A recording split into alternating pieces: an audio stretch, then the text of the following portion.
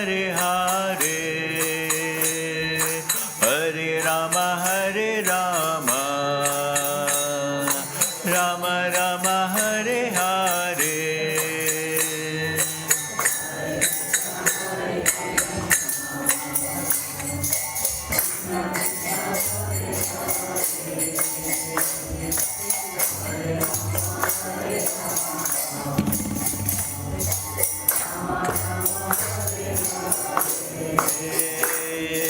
Hare Krishna, Krishna Krishna, Hare Hare, Hare Rama, Rama Rama, Hare Hare.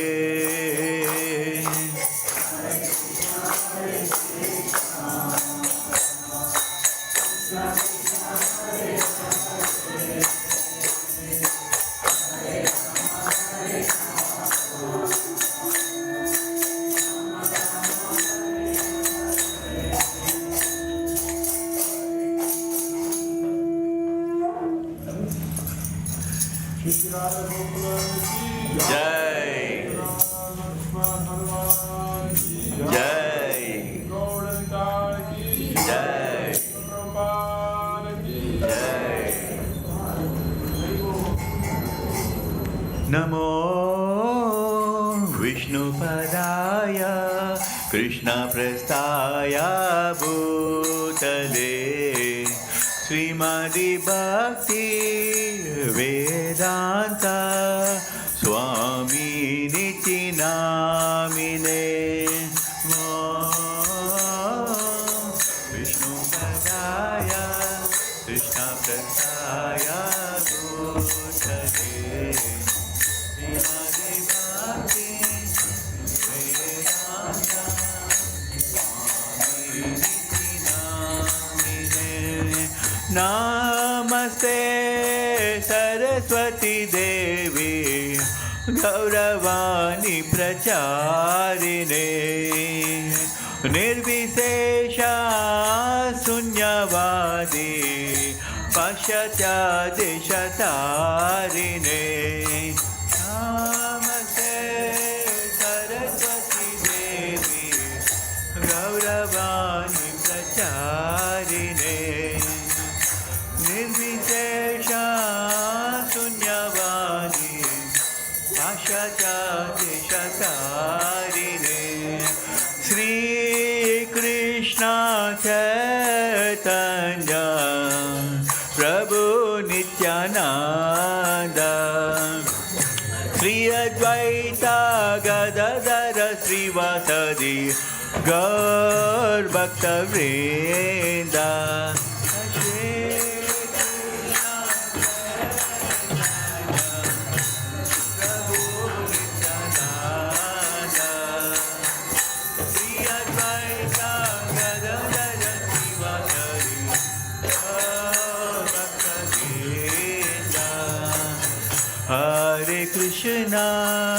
Hare Krishna, Krishna Krishna, Hare Hare, Hare Rama, Rama Rama, Hare Hare, Hare Krishna, Krishna Krishna, Hare Hare, Hare Rama, Rama, Hare Hare, Hare Krishna, Krishna Krishna, Hare Hare, Hare Rama, Rama Rama, Hare Hare.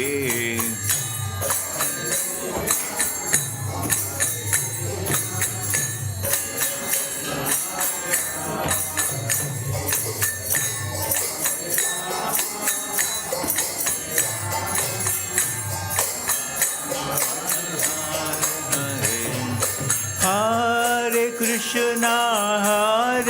Krishna, Krishna Krishna Hare Hare Hare Rama Rama Rama Hare Hare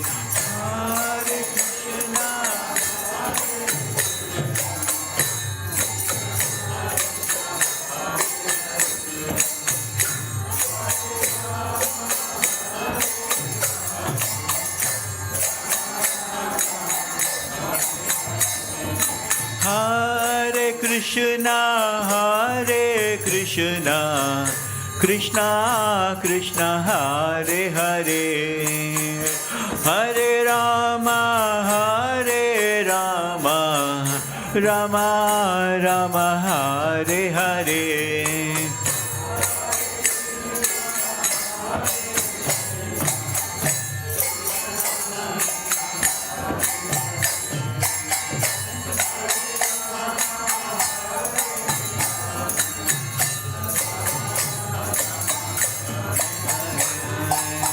Hare Krishna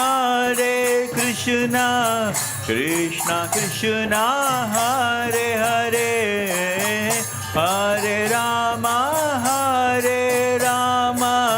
Rama Rama Hare Hare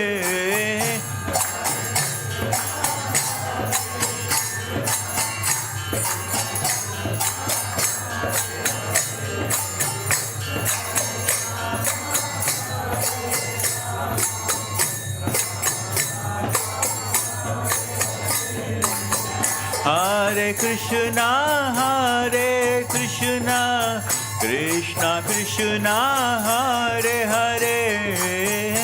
Hare Rama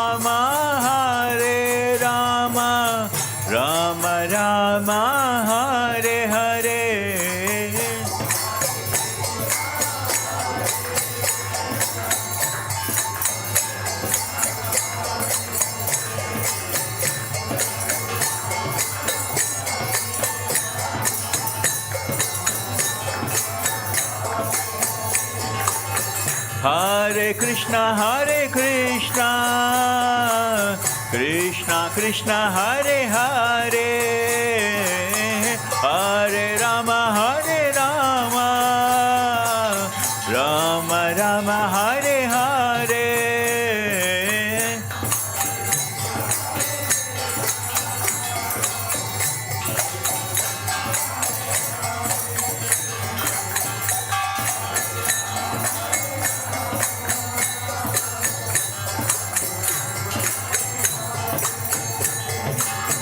Hare Krishna Krishna Krishna Hare Hare Hare Rama Rama Rama Hare Hare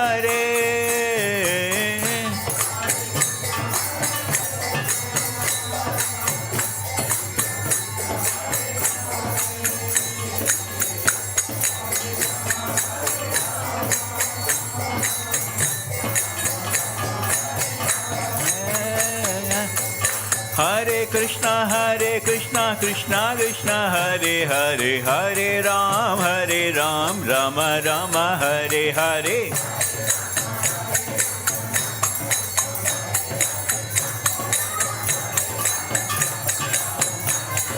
Hare Krishna Krishna Krishna Hare Hare Hare Ram Rama Rama Hare Hare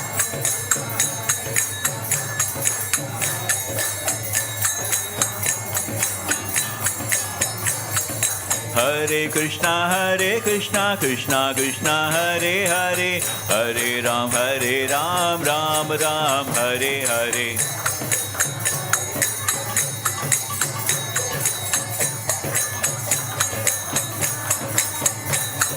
Hare Krishna Krishna Krishna Hare Hare Hare Ram Ram Ram Hare Hare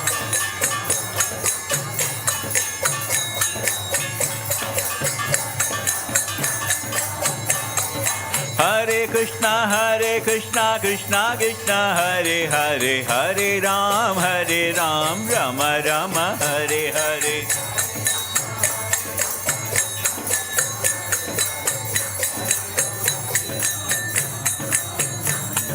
Govinda Jaya Jaya, Gopala Jaya Jaya.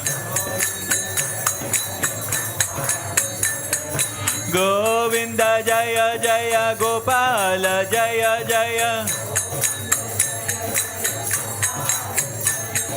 Govinda Jaya Jaya, Gopala Jaya Jaya.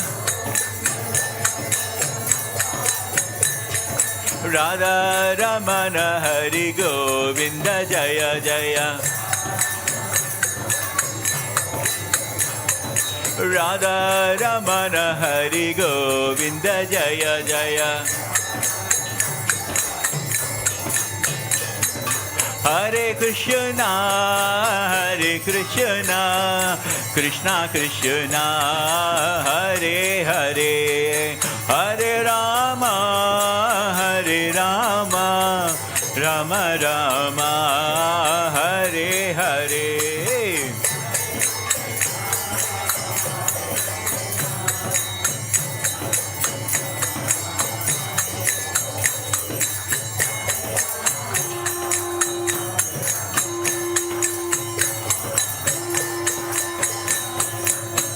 Jaya Radha Gokulananda, Radha Gokulananda, Radha Gokulananda, Shri Radhe.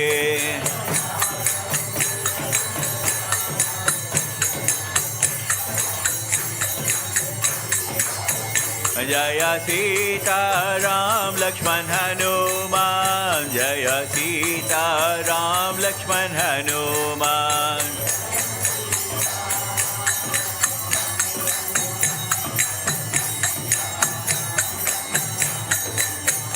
Jaya Gauranita, Gauranita, Jaya Gauranita, Jaya Gauranita.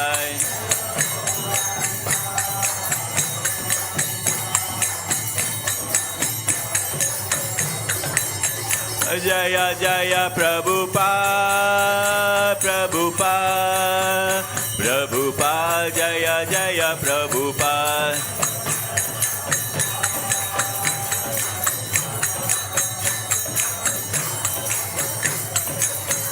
Nitya Gaura Hari Bol, Hari Bol, Hari Bol, Nitya Gaura Hari Bol.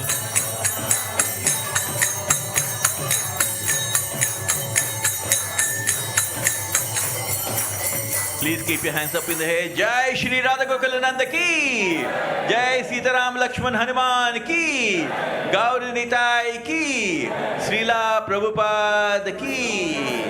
Hare Krishna everyone, thank you for joining for the Arati. We're going to offer obeisance to Guru Parampara. If you have some space, you can please bow down.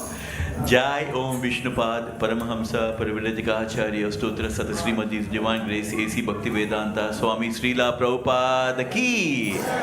Jai Om Vishnupad Paramahamsa Parivrajaka Acharya Stotra Sata Srimadi's Divine Grace Bhakti Siddhanta Saraswati Goswami Maharaj Prabhupada ki. Ananta Koti Vaishnavrinda ki. Namacharya Haridas Thakur ki. ISKCON founder Acharya Srila Prabhupada ki. Prem se kaho Sri Krishna Chaitanya Prabhu Nityananda Sri Advaita Gadadhara Sri Vasadi Gaura Bhaktivinoda ki. Shri Shri Radha Krishna Gop Gopinath Sham Kund Radha Kund Giri Govardhan ki. Ganga Mai Yamuna Mai ki. Tulsi Maharani Bhakti Devi ki. Vrindavan Dham Mahutra Dham ki. Mayapur Dham Navadip Dham ki. Jagannath Puri Dham Dwaraka Dham ki. Bhaktivedanta Manor Dham ki. Harinama Sankirtan ki. Gaura Premanande. All glories to the assembled devotees. Hare Krishna. All glories to the assembled devotees. Hare Krishna. All glories to the assembled devotees. Hare Krishna. All glories to Sri Guru and Sri Gauranga. We humbly request everyone, please be seated for the Narasimha prayer. Please be seated. Please sit down. Hare Krishna.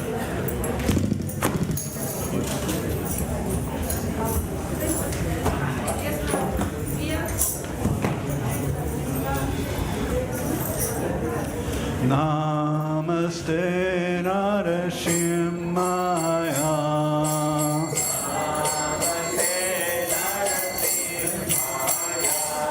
Praladadayine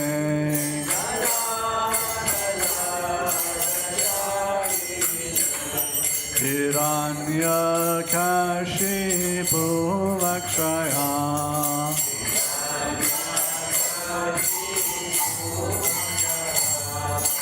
Shilatankana-kalaye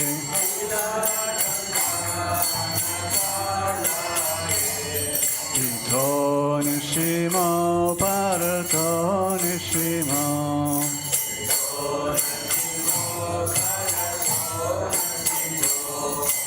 Yato yato yamitato nishimo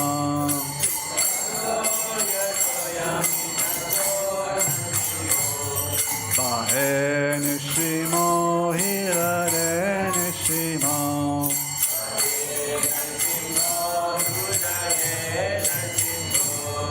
Nrsimha Marim Sharanam Prapade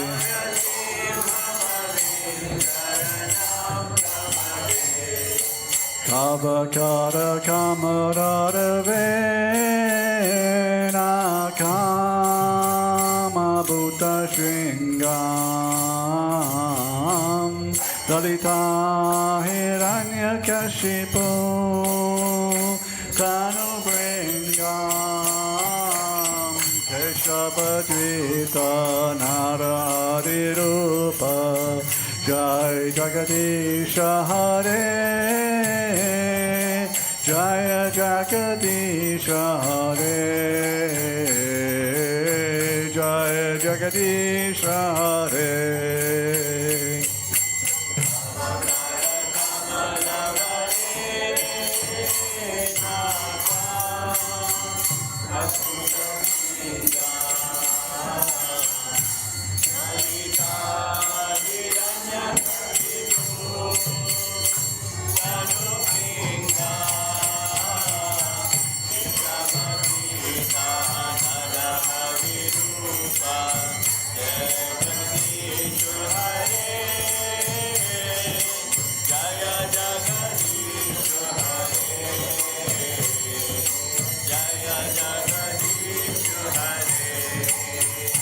Jaya Nrsingadev, Nrsingadev, Nrsingadev, Jaya Nrsingadev.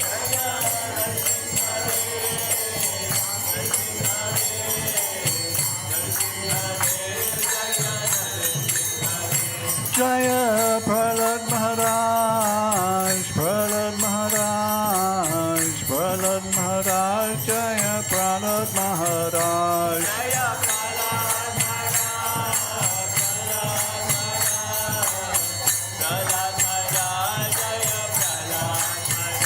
Jaya Jaya Prabhupada, Prabhupada, Prabhupada, Jaya Jaya Prabhupada.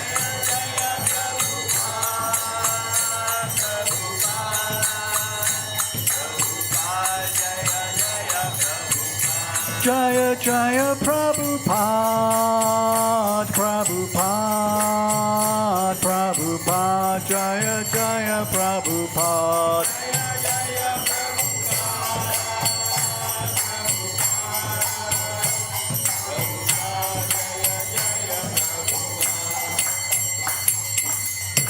Srila Bhagavan ki jai, Prahlad Maharaj ki jai, Srila Prabhupada ki jai. Hare Krishna. Hare Krishna, all the devotees. Thank you for joining us for the Arati. It was wonderful. As you all must be already aware, today is the day when the Lord Jagannath is being going on a chariot in the place of Puri. And it's so amazing, isn't it? Some millions of people are there to pull the chariot because it's such a great opportunity for everyone to take part in the Rath Yatra. And I was just thinking, Krishna is so kind and merciful. Not only that it is happening in Puri, that this Jagannath Rath Yatra is happening today, but the kindness of Krishna is so much that when you say Jagannath, Jagat means the moving world, right? Nath, he is the ruler of the world. So Jagannath means the Lord of the universe, actually. And that Lord Jagannath, not only it's happening in Puri, and thanks to our Srila Prabhupada, our Gurudev, who started the first Jagannath Rath Yatra outside India in San Francisco. The first Rath Yatra happened somewhere in the 70s. And since then, this Jagannath Rath Yatra is happening even in London. For so many years, for many decades it's been happening. And not only in London, now it is spread all over the UK. In so many cities, this Jagannath Rath Yatra is happening. So giving us everybody a chance, for all of us to give a chance to pull the chariot. So what does it signify? Two things which come to mind, right? That the Lord Jagannath is so kind and merciful, because in Puri, only the Hindus are allowed into the temple. So if there somebody is non-Hindu, they don't get the darshan of the Lord. But this is Jagannath, he is the Lord of the universe. So everybody should be able to get the darshan, right? So the Lord himself comes on a chariot giving darshan to everybody. And not only in Puri that he is giving darshan to everybody, so even if people are not allowed into the temple, if they can go to Puri, anybody irrespective of whatever background that you have, you can still go and take the darshan of Lord Krishna, right, in the form of Jagannath. And not only that, the mercy has now extended all over the world. So now Jagannath Rath Yatra is happening all over the world, in UK, in US, in Switzerland, even in Switzerland. In Zurich there was a chariot festival which is happening. So Lord Krishna is spreading his mercy throughout the world, and he himself is coming on the chariot and giving his free darshan to everyone. Sometimes we say, what has God done for us? What is God not doing for us? Right? He is so kind and merciful. He himself is coming on the chariot. And this darshan of Lord Jagannath is so merciful that even if we have the darshan of Lord Jagannath, even if we are pulling once, our next life as a human life is guaranteed. In fact, taking to the mercy of the Lord Jagannath, by if we are worshipping and doing any service for Jagannath, we will be able to go back to the original spiritual world. So Lord Krishna himself is giving his greatest benediction. And as you all know, Lord Jagannath, there is no eyebrows for him. You know it? He has big eyes with showing us so much of compassion, isn't it? And very interestingly, if many of you know about Vishnu Sahasranama, in Vishnu Sahasranama, the 1,000 names of Krishna, one of the name of Krishna is called as Nimisha, and another name is called as Animisha. What does it mean? Nimisha means Lord Krishna is looking so merciful at his devotees, and when the devotee is making any mistake, then he's closing his eyes as if he's not seeing anything at all. He doesn't want to see even if a devotee makes any mistake. Animisha, which means even if a devotee even is doing a small service for him, like offering a fruit for Krishna or Lord, offering anything for Krishna, Krishna keeps his eyes wide open. So we always think like, we fear Krishna, right? Sometimes people say, I'm fearful of God. They write captions, fear of God. But what is very important to understand is God is not someone to be feared. God is someone who has to be loved with all our heart, right? So Krishna is so kind and merciful. He's keeping his eyes open in the form of Lord Jagannath, seeing what our devotees, even if giving darshan to all his devotees all around the world. So we should take this great benediction from Lord Jagannath, and in whichever city that you are in, if you are happening in Watford, it's happening in Watford, it is happening in Milton Keynes, it's happening in so many places, right? So wherever you are, try to find out wherever the nearest Jagannath Rath Yatra is, and just go ahead and take part in this Jagannath Rath Yatra. It's very, very merciful, right? So what do we do in Jagannath Rath Yatra? We are all pulling the chariot. So what does it symbolize? We are pulling the Lord towards your heart.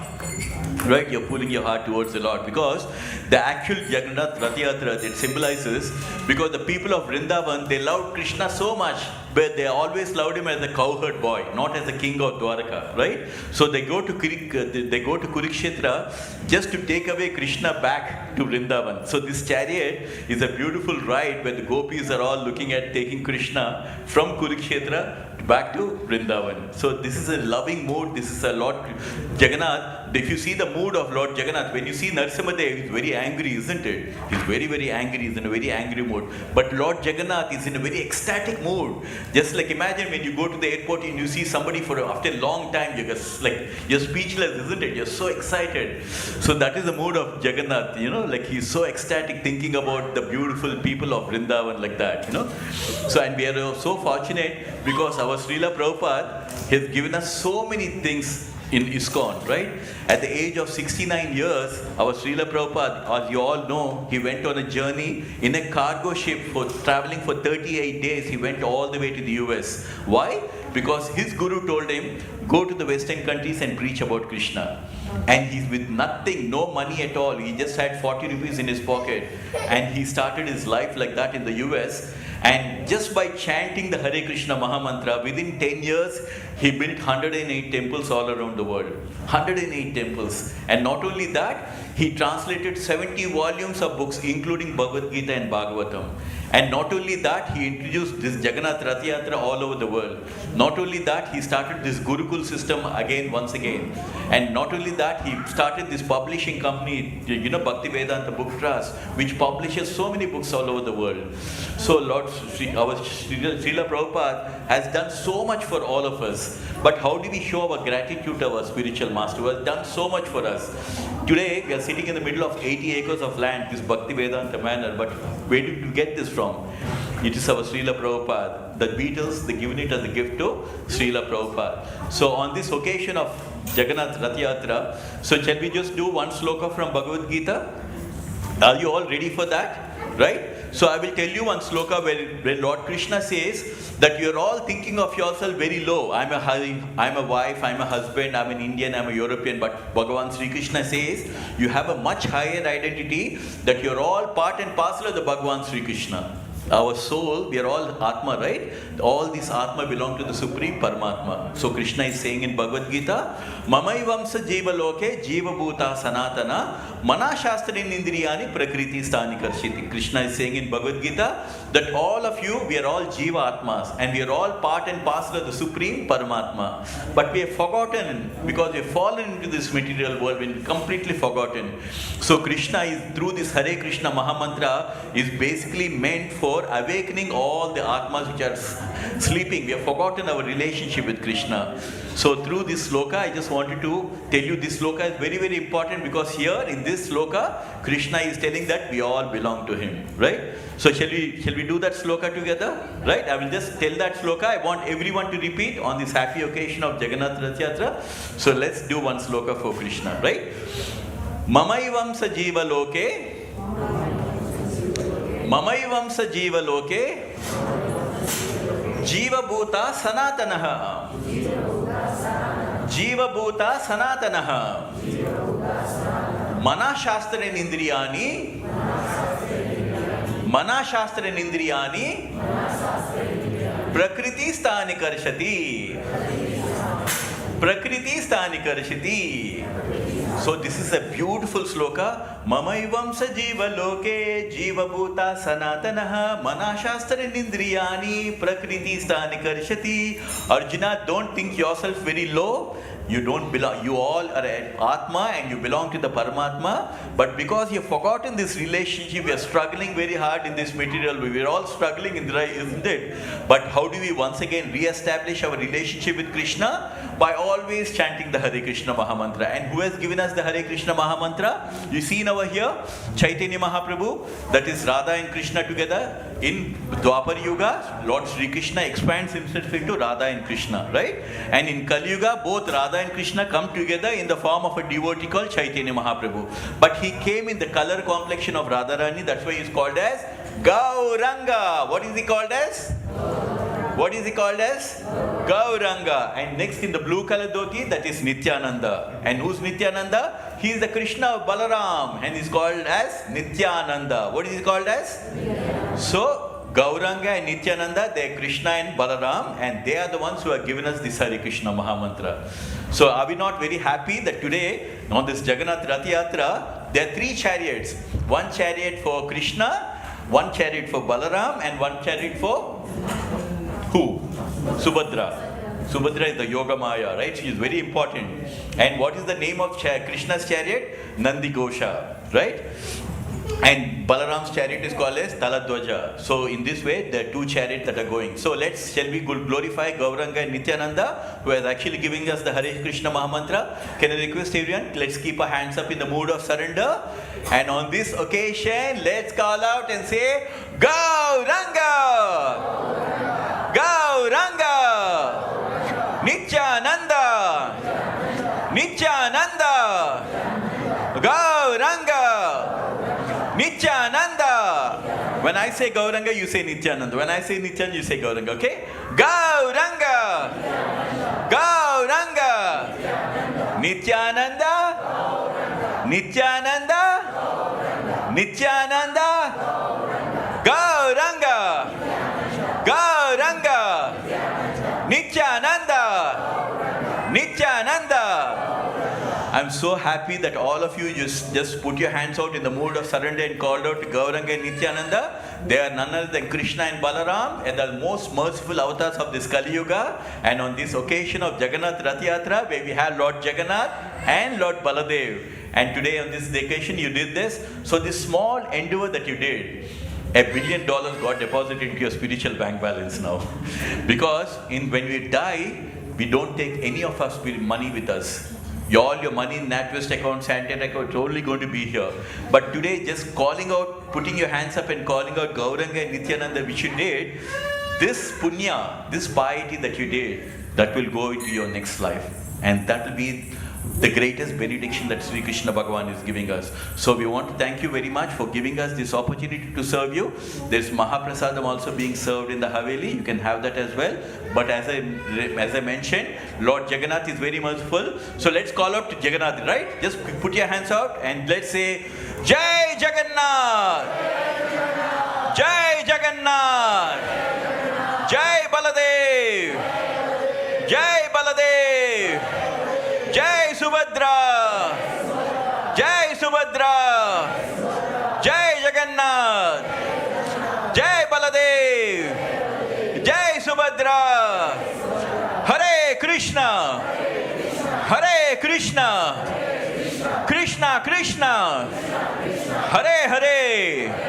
Hare Rama! Hare Rama! Rama Rama! Hare Hare! Thank you so much for giving us this opportunity to serve you. We're going to be continuing with Krishna Katha. Prabhuji, do we have something about Jagannath today, or what's the topic today, Prabhuji? Krishna Katha? We're still doing Krishna. We are doing Krishna book? Kurukshetra. Yeah, maybe a bit about that as well. So as you all know, we only know about Facebook, but unfortunately, we don't know that there is something called a better book than called Facebook, which is called as Krishna book. Do you know that? There is a book called Krishna book, where all the Leelas of Krishna are mentioned, and which is what our Prabhuji is going to mention today about that. He is going to mention about Krishna Katha. And this is all from Krishna book. And where is Krishna book taken from? It is taken from Srimad Bhagavatam, 10th canto, and which is what Prabhuji is going to mention about today. So please join for listening about Krishna Katha. Thank you very much. Hare Krishna. Just run this around.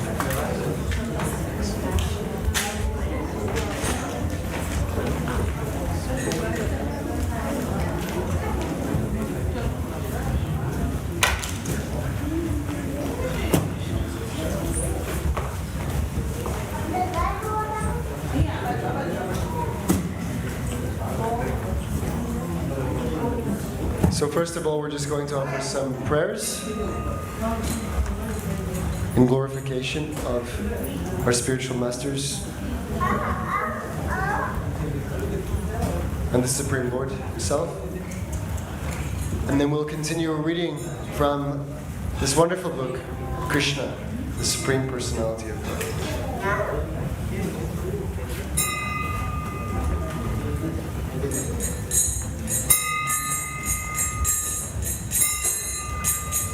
Om Jnanatimirandhasya Jnananjanashalakaya Chakshurunmilitam Yena Tasmai Shri Gurave Namaha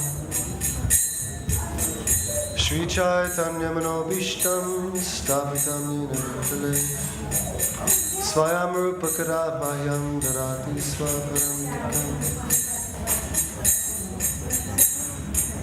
Vandeham Shri Guru Shri Yuta Padakamalam Shri Guru Vaishnavamscha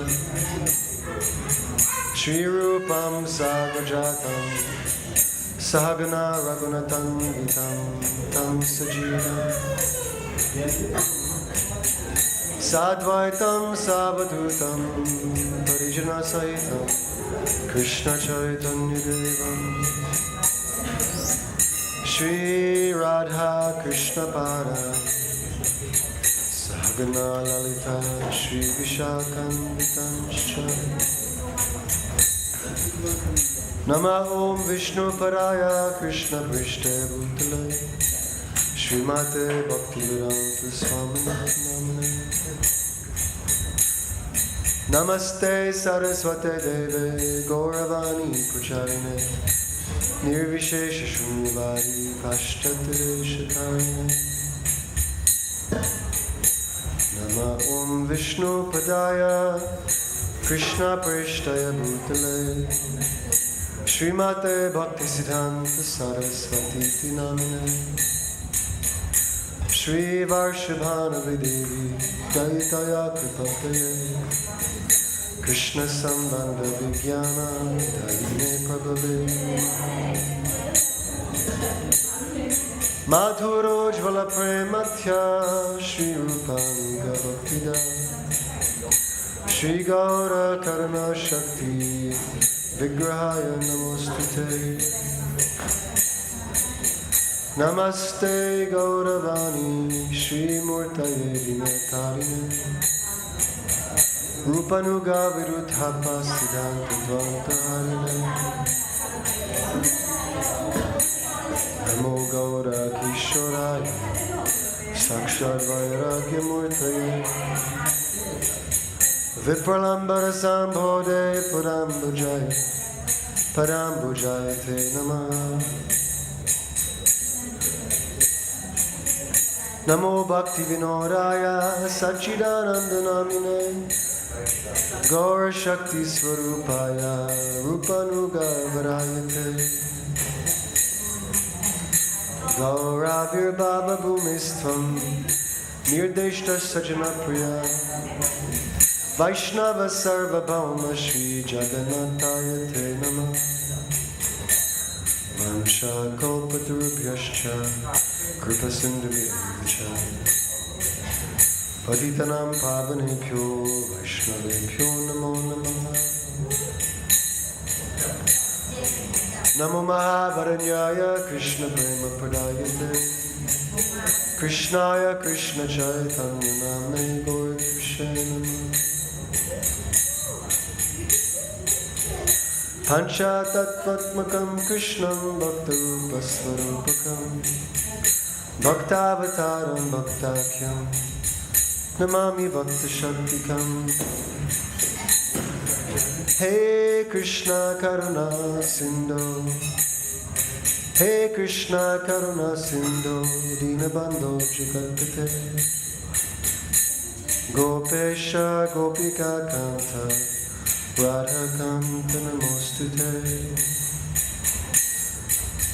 Tapta Kanchana Gaurangi Radhe Vrindavaneshwari Vrishabhanusute Devi Pranamami Hari Priya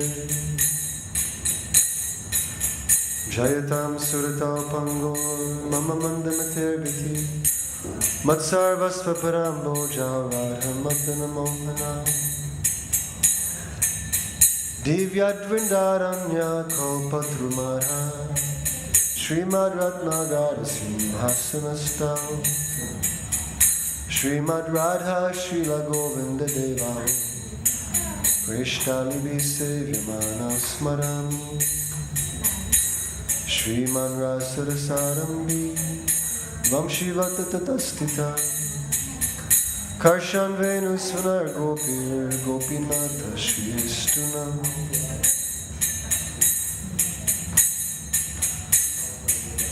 Jaya Shri Krishna Chaitanya Prabhu Nityananda Shri Advaita Gadadhar Shri Vasari Gaura Bhaktivedanta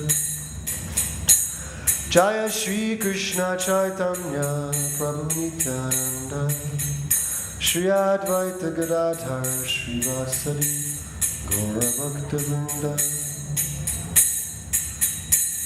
Hare Krishna Krishna Krishna Hare Hare Hare Rama Rama Rama Hare Hare. Everybody.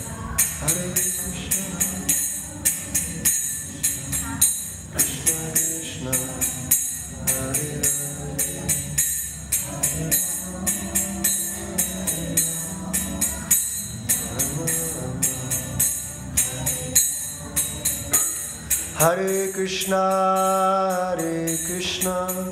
Krishna Krishna, Hare Hare, Hare Rama, Rama Rama, Hare Hare.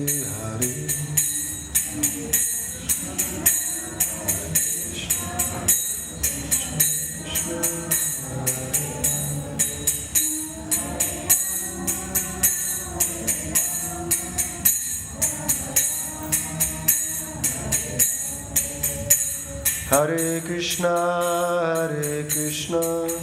Krishna Krishna, Hare Hare, Hare Rama, Rama Rama, Hare Hare, Hare.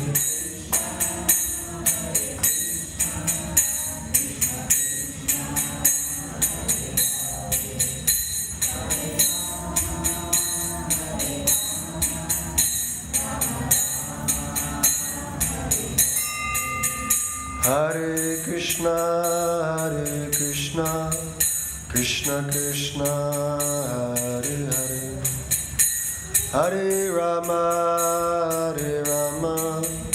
Rama Rama, Hare Hare.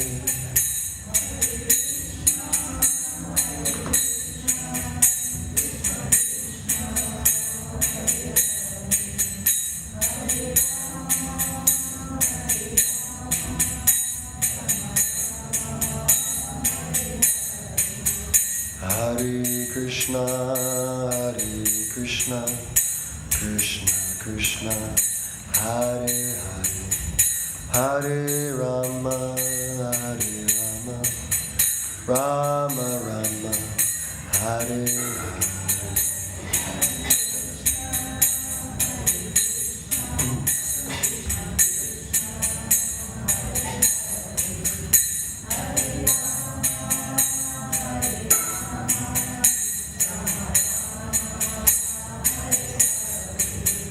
Hare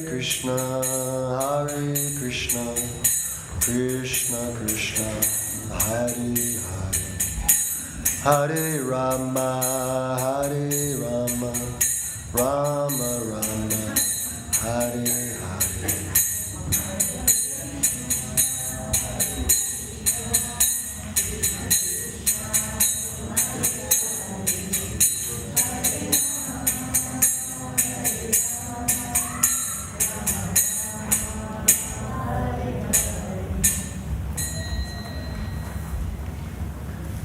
Jai Nitai Gaur Premanande, Hari Hari Bol.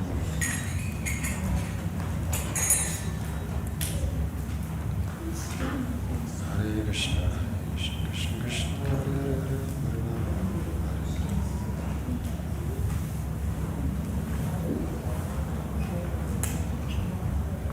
So, we're resuming our reading of Krishna book, and today we are at chapter 29 of volume 2. And this chapter is called Sacrificial Ceremonies Performed by Vasudeva.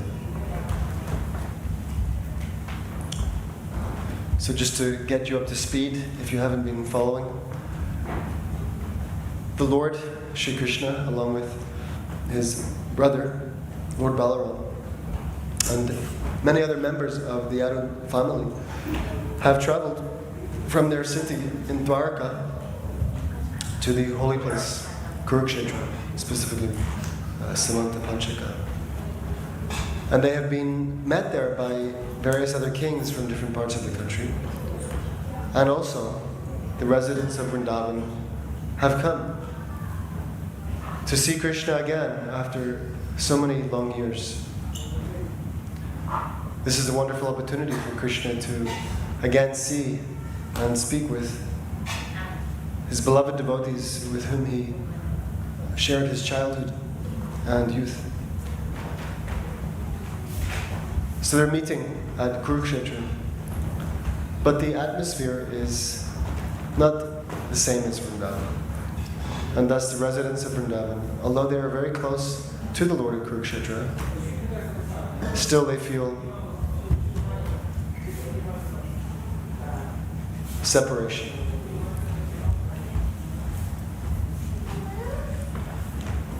Srila Prabhupada writes in this chapter, among the women present at Kurukshetra during the solar eclipse were Kunti, Gandhari, Draupadi, Subhadra, and the queens of many other kings, as well as the gopis from Vrindavan.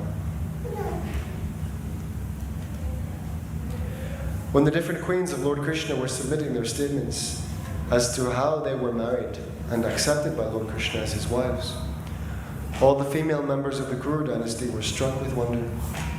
They were filled with admiration at how all the queens of Krishna were attached to him with love and affection. When they heard about the queen's intensity of love and affection for Krishna, they could not check their eyes from filling up with tears. So yesterday we were hearing the accounts of each of Krishna's principal queens. They were describing how they had become married to Lord Krishna. They were describing all of this to the Kuru queens, specifically Draupadi.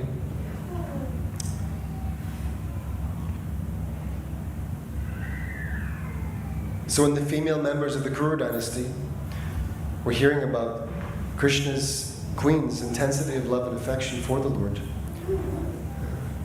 the Kuru queens could not check their eyes from filling up with tears.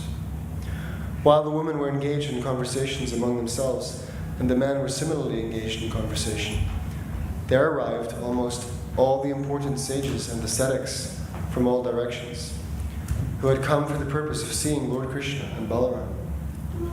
Chief among the sages were Krishna Dvaipayana Vyasa, the great sage Narada, Chavana, Devala, Asita, Vishvamitra, Shatananda, Bharadvaja, Gautama, and Lord Parashurama, along with his disciples. Vasishta, Galava, Bhrigu, Pulastya, Kashyapa, Atri, Markandeya, Brihaspati, Dvita, Trita, Ekata, the four Kumara sons of Brahma, Sanaka, Sanandana, Sanatana, and Sanat Kumara, Angira and Agastya, Yagyavalkya and Vamadeva. As soon as the sages and ascetics arrived, all the kings, including Maharaj Yudhishthira and the Pandavas and Lord Krishna and Balaram, immediately got up from their seats and offered their respects by bowing down to the universally respected sages. After this, the sages were properly welcomed by being offered seats and water for washing their feet. Palatable fruits, garlands of flowers, incense, and sandalwood pulp were presented, and all the kings, led by Krishna and Balaram, worshipped the sages according to the Vedic rules and regulations. When all the sages were comfortably seated, Lord Krishna, who descended for the protection of religion, began to address them on behalf of all the kings. When Krishna began to speak, all became silent, being eager to hear and understand his welcoming words to the sages. Lord Krishna spoke thus.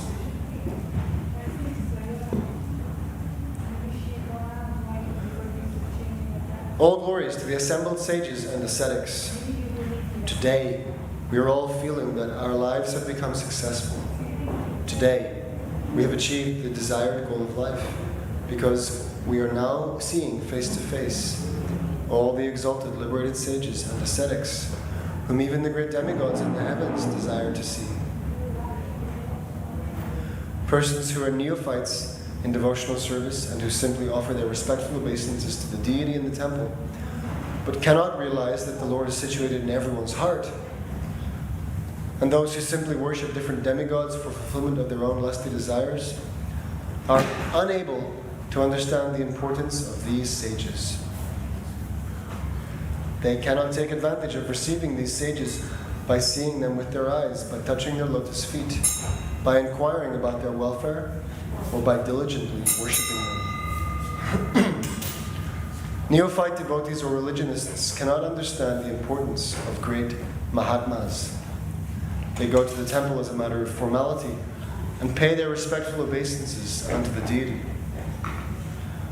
when one is promoted to the next platform of trance consciousness, one can understand the importance of Mahatmas and devotees. And in that stage, the devotee tries to please them.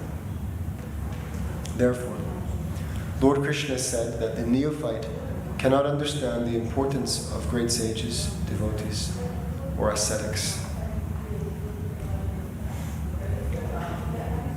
Krishna continued, one cannot purify himself by traveling to holy places of pilgrimage and taking bath there, or by seeing the deities in the temples. But if one happens to meet a great devotee, a Mahatma, who is representative of the personality of Godhead, one becomes immediately purified.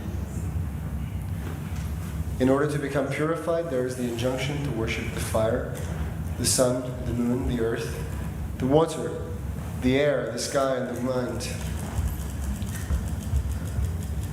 Let me read that sentence again. In order to become purified, there is the injunction to worship the fire, the sun, the moon, the earth, the water, the air, the sky, and the mind. By worshipping all the elements and their predominating deities, one can become free from the influence of envy. But all the sins of an envious person can be nullified immediately, simply by serving a great soul. My dear revered sages and respectable kings, you can take it from me that a person who accepts this material body made of three elements, mucus, bile, and air, as his own self, who considers his family and relatives as his own, and who accepts material things as worshipable, or who visits holy places of pilgrimage just to take a bath there, but never associates with great personalities, sages, and Mahatmas, such a person, even in the form of a human being, is nothing but an animal, like an ass. This is a famous verse that Lord Krishna speaks here.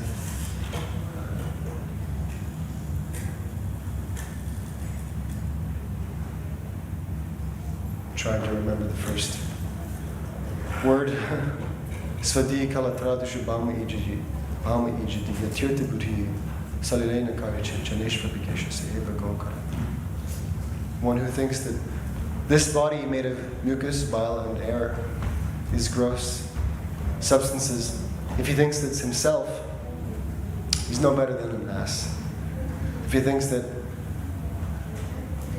his place of birth is glorious, worshipable, just because he's taken birth there, he's no better than an ass.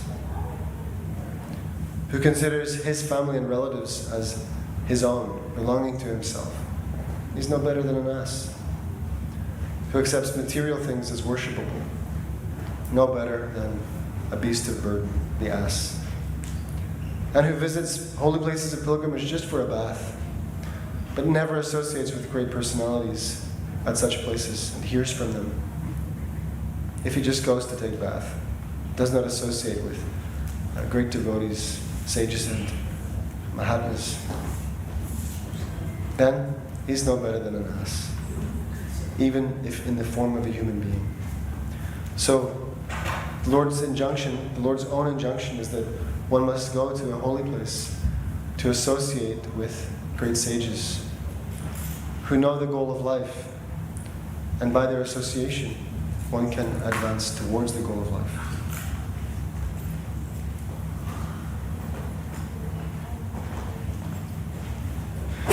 When the Supreme Authority, Lord Krishna, was thus speaking with great gravity, all the sages and ascetics remained in dead silence.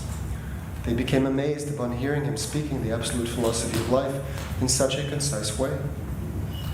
Unless one is very much advanced in knowledge, one thinks his body to be his self, his family members to be his kith and kin, and the land of his birth to be worshipable. From this concept of life, the modern ideology of nationalism has sprung up. Lord Krishna condemned such ideas, and he also condemned persons who take the trouble to go to holy places of pilgrimage just to take a bath and come back without taking the opportunity to associate with the great devotees and Mahatmas living there. So this nationalistic spirit is a great illusion. Yes, one thinks that one's country of birth is wonderful. Why? Because I've taken birth there?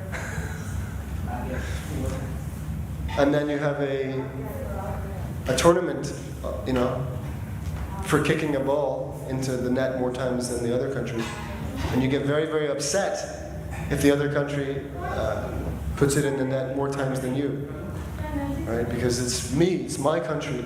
Yes, and now our whole week, year, and generation is spoiled. Yes? 60 years of hurt. Because, my country, yes, could not kick the ball into the net more times than the other country. And in a few more decades, you'll be born in the other country, yes, and jumping up and down and waving your flag, and yes, and saying that we want the country I was born in last life to go down. This is all illusion. We think that we're Indian, we think that we're English, Argentinian, Russian, South African, Australian, Chinese. These are all temporary designations pertaining only to this body. But I'm not this body. I am spirit soul within the body. The body is just like a vehicle, just like a machine or an outward covering. And because I identify so strongly with this body, which is destined to be eaten by worms, jackals, crows, or turned into ashes, because I identify so strongly with it, I have to suffer. All of the sufferings that are imposed upon the body.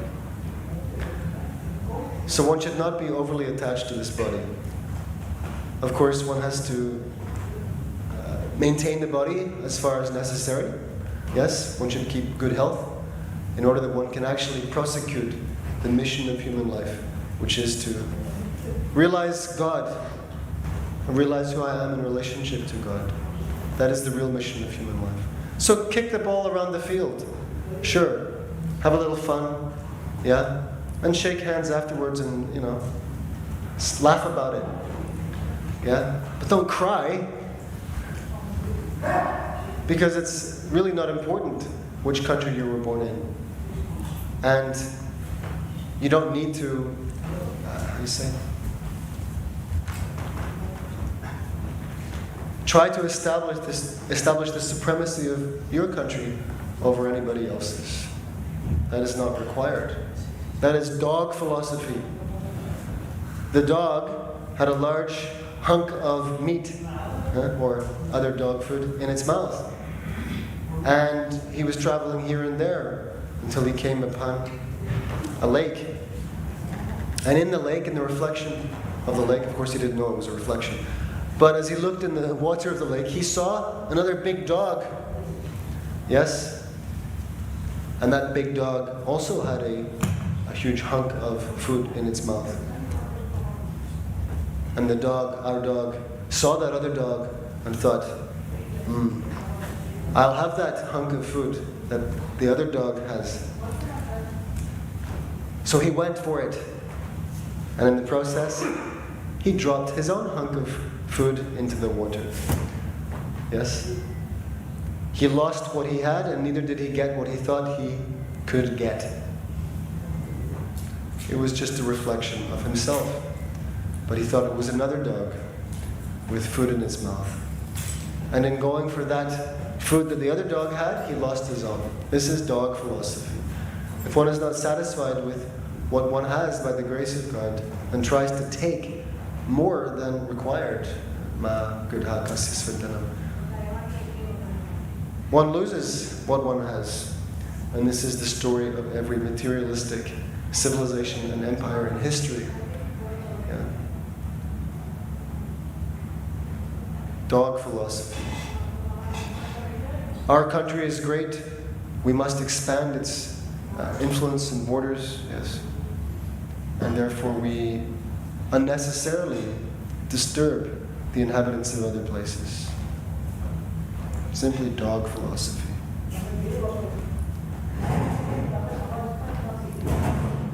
And that means that one is no better than a dog.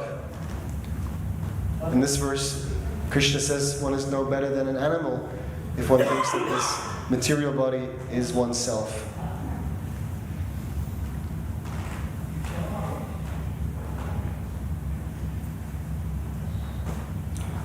So,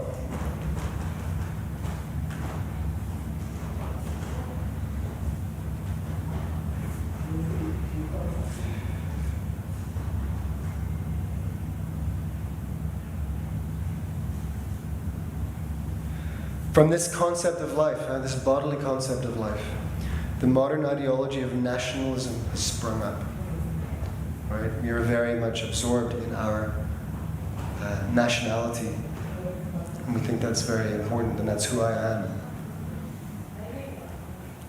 Lord Krishna condemned such ideas.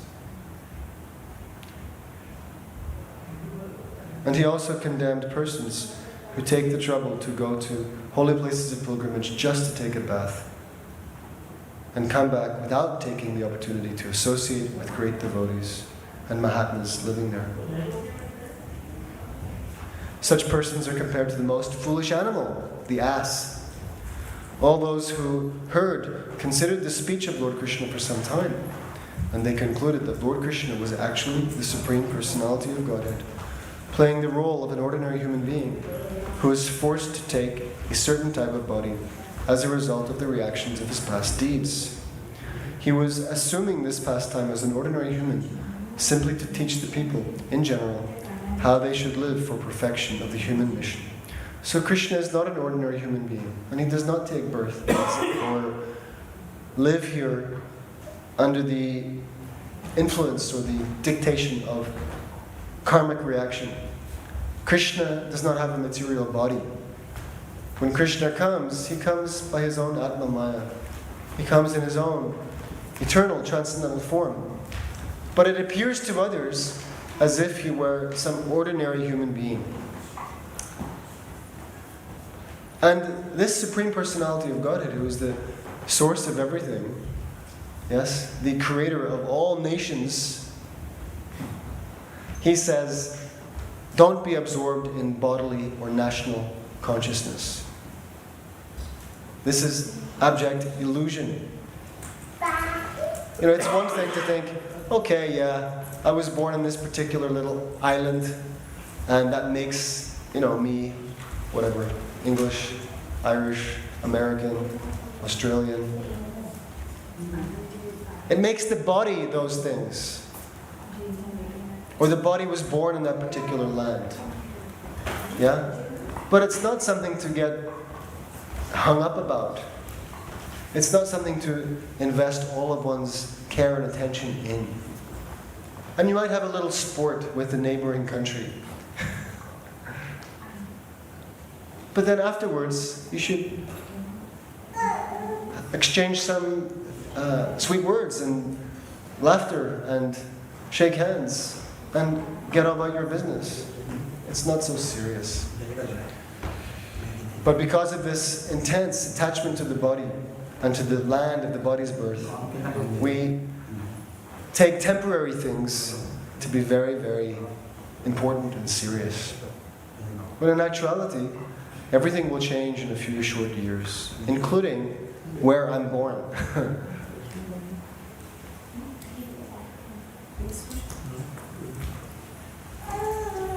Having concluded that Krishna was the Supreme Personality of Godhead, the sages began to address him thus. Before we go on, does anyone have any thoughts, realizations, or questions on what we've heard so far? Anything at all? This is an open opportunity for discussion every day here. So you're welcome to raise any point or to reflect on anything that you hear. Okay, we'll read on. If there's anything as you hear, let me know. Having concluded that Krishna was the Supreme Personality of Godhead, the sages began to address him thus. Dear Lord, We, the leaders of human society, are supposed to possess the proper philosophy of life. And yet we are becoming bewildered by the spell of your external energy. We are surprised to see your behavior, which is just like that of an ordinary human being, and which conceals your real identity as the Supreme Personality of Godhead. And we therefore consider your pastimes to be all wonderful. Our dear Lord, by your own energy, you are creating, maintaining, and annihilating the whole cosmic manifestation of different names and forms. In the same way as the earth creates many forms of stone, trees, and other varieties of names and forms, and yet remains the same. Although you are creating varieties of manifestation through your energy, you are unaffected by all those actions. Our dear Lord, we remain simply stunned by seeing your wonderful actions. Although you are transcendental to this entire material creation, and are the Supreme Lord and the Supersoul of all living entities, you nevertheless appear on this earth by your internal potency to protect your devotees and destroy the miscreants. By such appearance, you re-establish the principles of eternal religion, which the human society forgets by long association with the material energy. Right, so Krishna says himself in Bhagavad Gita, Paritranaya sadhanam, vinashaya cha dushkritam, dharma samstapanarthaya sambhavam yuge yuge. This is why I come, he says, to protect my devotees, to annihilate the miscreants, and to re-establish the principles of religion, which have deteriorated in the course of time. So Krishna is always coming to rectify the situation and to uplift his devotees and to put the demons in their place.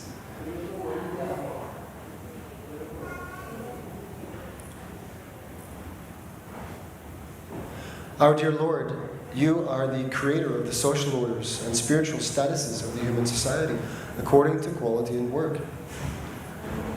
And when these orders are misguided by unscrupulous persons, you appear and set them right. So the sages here are referring to the social system of Varnashrama, of which Krishna is the creator. He creates the different divisions of human society according to different qualities and tendencies to work. Not everybody has the same qualities or tendencies to work. And therefore Lord Krishna mercifully arranges human society to take care of different dispositions, working dispositions and mentalities. And everybody has a particular working disposition and mentality. And then if society is organized according to Krishna's arrangement, there will be harmony. And there will be the development of God consciousness, because that is the purpose of Varnashrama Dharma. To cultivate, to foster Krishna consciousness. And without Varnashram Dharma, you just have chaos. Nobody's satisfied. Modern society. So Krishna appears to set things right. And in this Kali Yuga, he comes as his own self-same holy name. The holy name of Krishna is Krishna. And in this incarnation of Sri Nam Prabhu, he will set things right.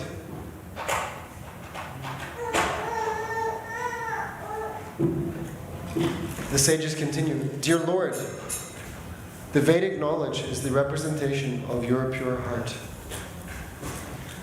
Austerities, study of the Vedas, and meditative trances lead to different realizations of yourself in your manifested and non-manifested aspects.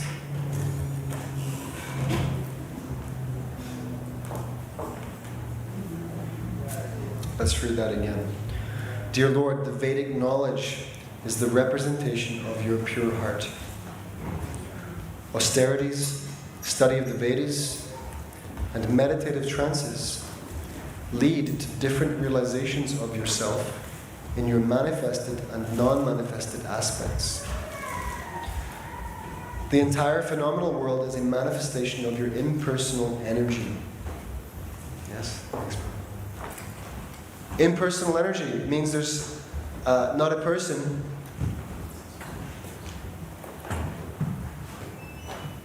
How to say it?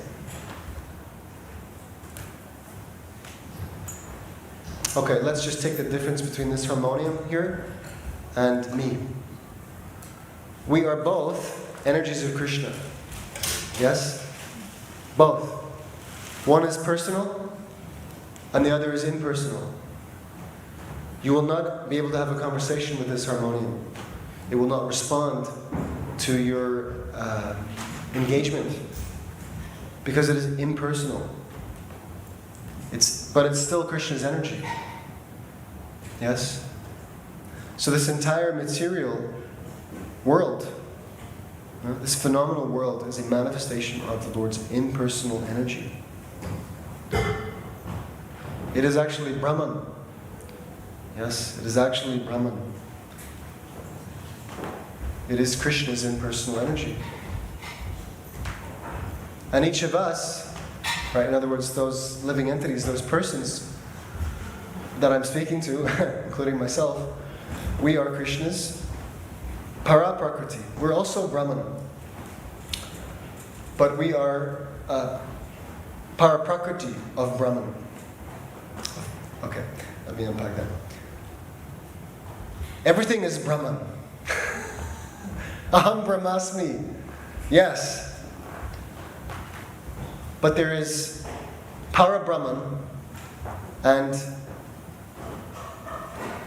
inferior Brahman. Para-Brahman means Krishna, the Supreme Personality of Godhead, the energetic source. And everything that comes from Krishna is also Brahman, but it's his energy. Yeah? There's energetic and there's energy. They go together, just like the sun and the sunshine. They go together. So Krishna is para-Brahman, and his energy is Brahman. Now, of this energy Brahman, there is para-prakriti and apara-prakriti. Prakriti simply means the energy. Yeah? Energy. So the energy is also Brahman, because it comes from the Supreme Brahman. There's no difference between Krishna and Krishna's expansions and energies. They're all Brahman. All of it's Brahman. But within Brahman there are distinctions. Yes?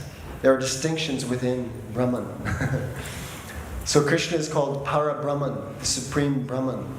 And Krishna has multifarious energies that are also all Brahman. He has para-prakriti and apara-prakriti, inferior and superior energy. The inferior energy is dull matter, lifeless matter. And the para-prakriti is conscious spirit. Each of us, as living souls, we are conscious spirit.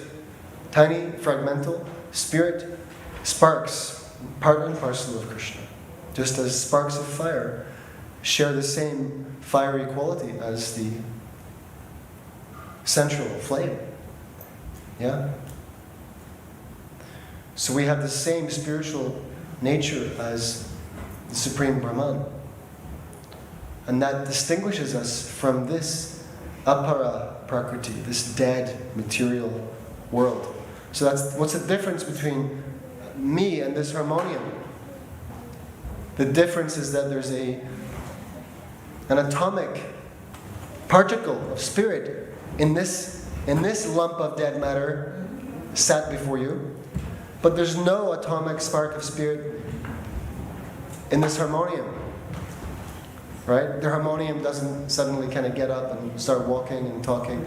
This is not the body of a living entity, this harmonium. Whereas this body is the house for a living entity. In simple terms. Yeah? This particular lump of dead matter is the vessel for a particular living entity to express itself. Whereas the harmonium sat beside me is not a vessel for any living entity. Yeah? It will not respond to any engagement.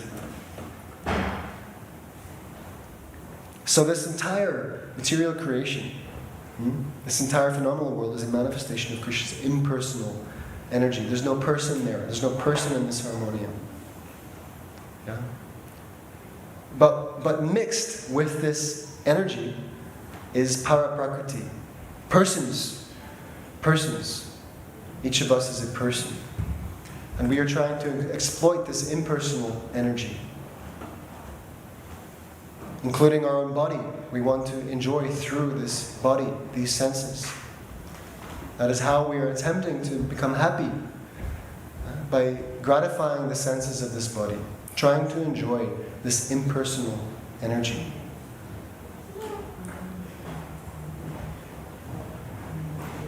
Okay. So they say the entire phenomenal world is a manifestation of your impersonal energy. But you yourself, as the original personality of Godhead, are non-manifested there. You are the Supreme Soul, the Supreme Brahman. Right? Although this is all Krishna's energy, everything that we're interacting with every day, everything we see, everything we touch, everything we're able to perceive, it's all Krishna's energy. But are we seeing Krishna? Are we finding Krishna? Is Bhagavan, Sri Krishna, the Supreme Personality of Godhead, manifesting to us? Well, only if you're Krishna conscious, if you're really Krishna conscious. But otherwise, no. You're seeing his impersonal energy, that's all. Persons who are situated in Brahminical culture, therefore, can understand the truth about your transcendental form. Thus you always hold the Brahmanas in respect, and thus you are considered to be the topmost of all followers of Brahminical culture. You are therefore known as Brahmanya Deva. Brahmanya Deva, yeah. The Brahmanas are very dear to the Lord because they are absorbed in thought of Him. Our dear Lord, you are the last word in good fortune and the last resort of all saintly persons.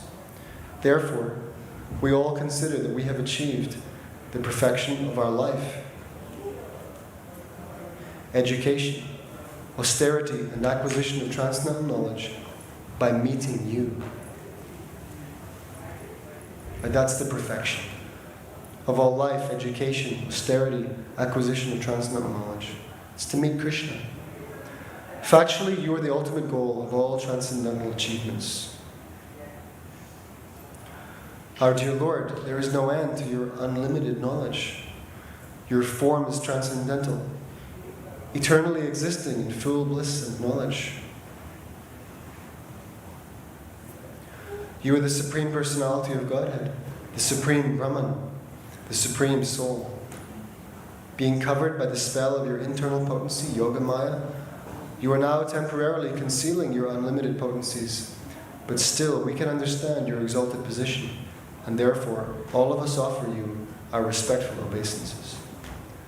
Dear Lord, you are enjoying your pastimes in the role of a human being, concealing your real character of transcendental opulence.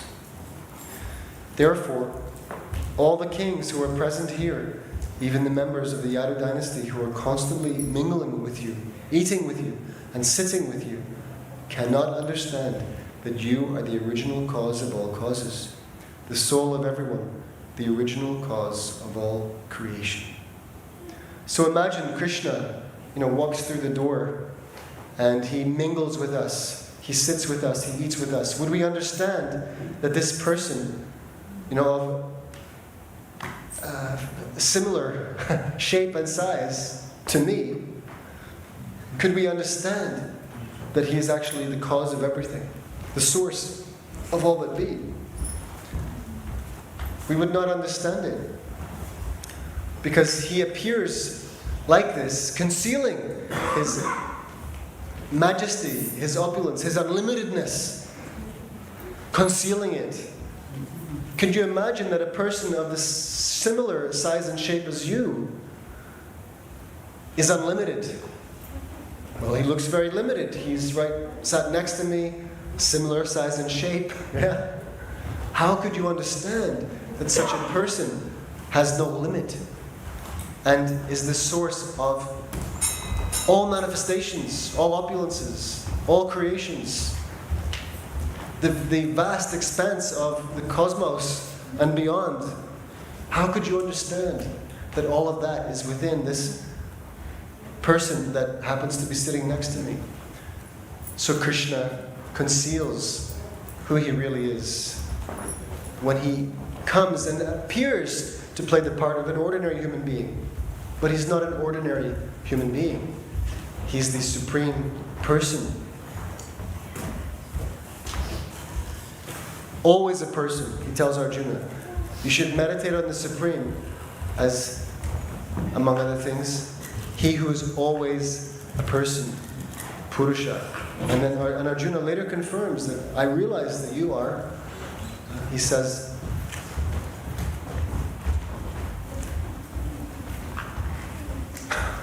forgotten the verse. Come on.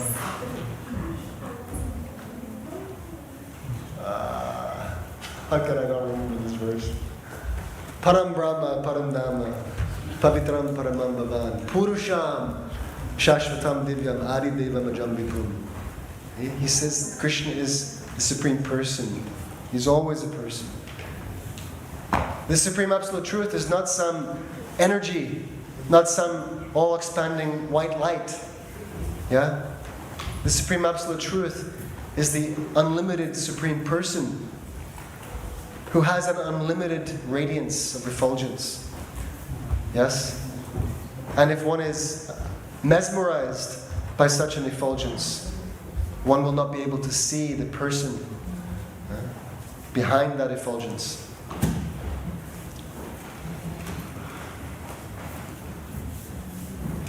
So the sages continue. When a person dreams at night, hallucinatory figures created by the dream are accepted as real.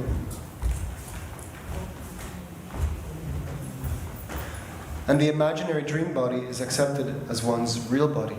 Yeah, we all know what dreams mean. Yeah, however I am in the dream, and whatever body or state I'm in, I think that's me. Yeah, and whatever I see in the dream, I think they're real, but actually they're just hallucinatory figures. For the time being, one forgets that besides the body created in hallucination, there is another real body in his awakened state. Similarly, in the awakened state also, the bewildered conditioned soul considers sense enjoyment to be real happiness.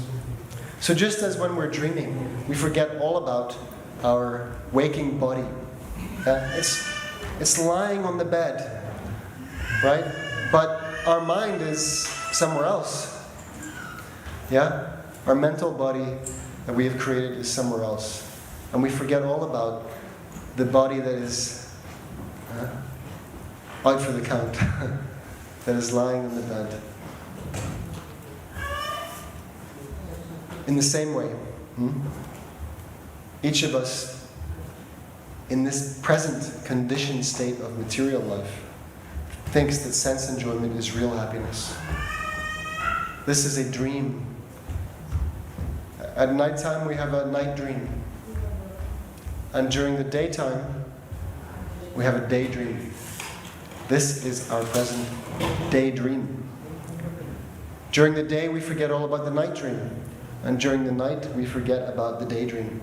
They're both dreams. Actually. How could it be real in the ultimate sense when it is temporary? When it is cut short? When it is interrupted? We have no awareness of the wakeful state during the dream state, do we? Have we any awareness? When we're in the dream, we're thinking, this is it. This is life. All these things are happening to me, right?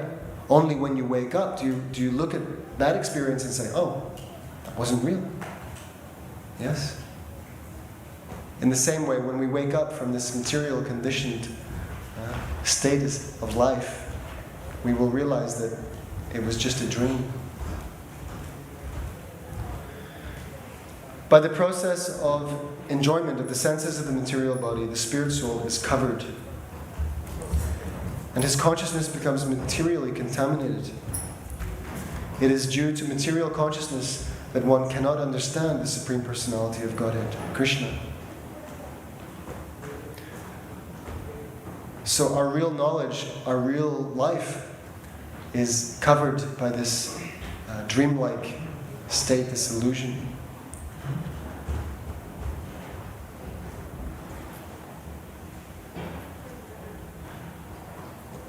And this comes about by the process of enjoyment of the senses of the material body. It is through trying to gratify the senses of this body that I become wrapped up in the dream, invested in the dream. And because of that material consciousness, I cannot understand God, Krishna. Because the process of real life, actually for us, is not to try and separately gratify our senses. We are part and parcel of the Supreme. And therefore, when we act in relation with the Supreme, trying to satisfy His senses, then we can become happy.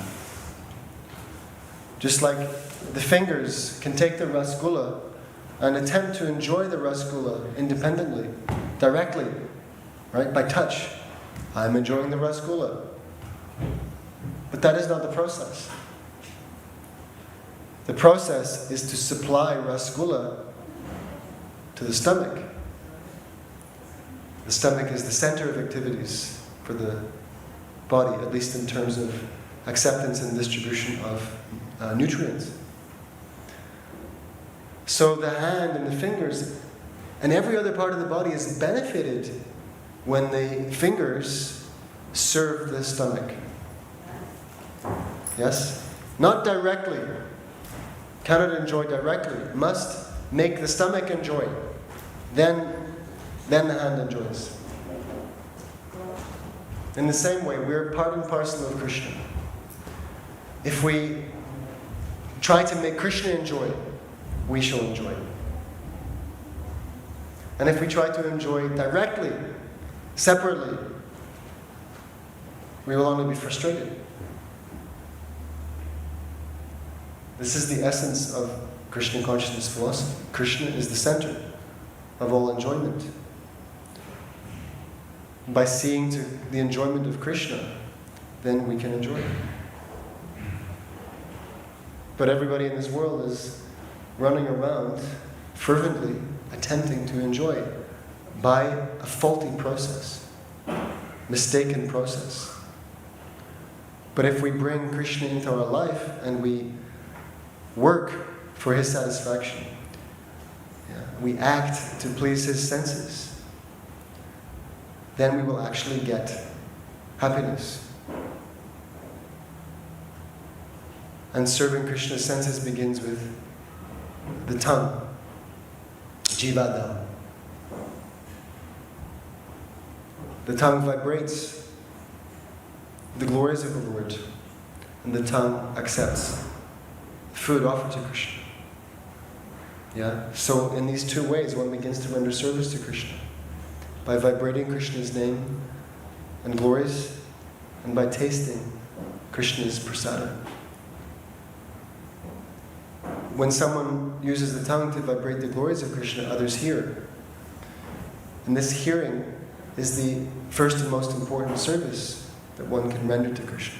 Just like we're all sat here now hearing from Srila Prabhupada in this book. This is great service. If we're actually intending to please Krishna, of course. But if we're not intending to please Krishna, then at the very least, it is pious activity. The highest degree of piety. And that piety will lead one to good fortune, increased good fortune. And the greatest good fortune is to become a devotee of the Lord, pure devotee of the Lord.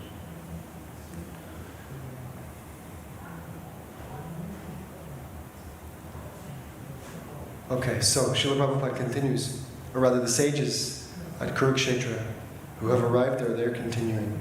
They say all great mystic yogis endeavor to revive their Krishna consciousness by mature practice of the yoga system, and thus understand your lotus feet and meditate upon your transcendental form. In this way, the accumulated result of sinful activities is counteracted. It is said that the water of the Ganges can vanquish volumes of a person's sinful actions. But the Ganges water is glorious only due to your lotus feet. The Ganges water is flowing as perspiration from the lotus feet of your Lordship. And we are all so fortunate that today we have been able to directly see your lotus feet. So why is the Ganges water so purifying and so glorious? Because it is in touch with Krishna, that's why.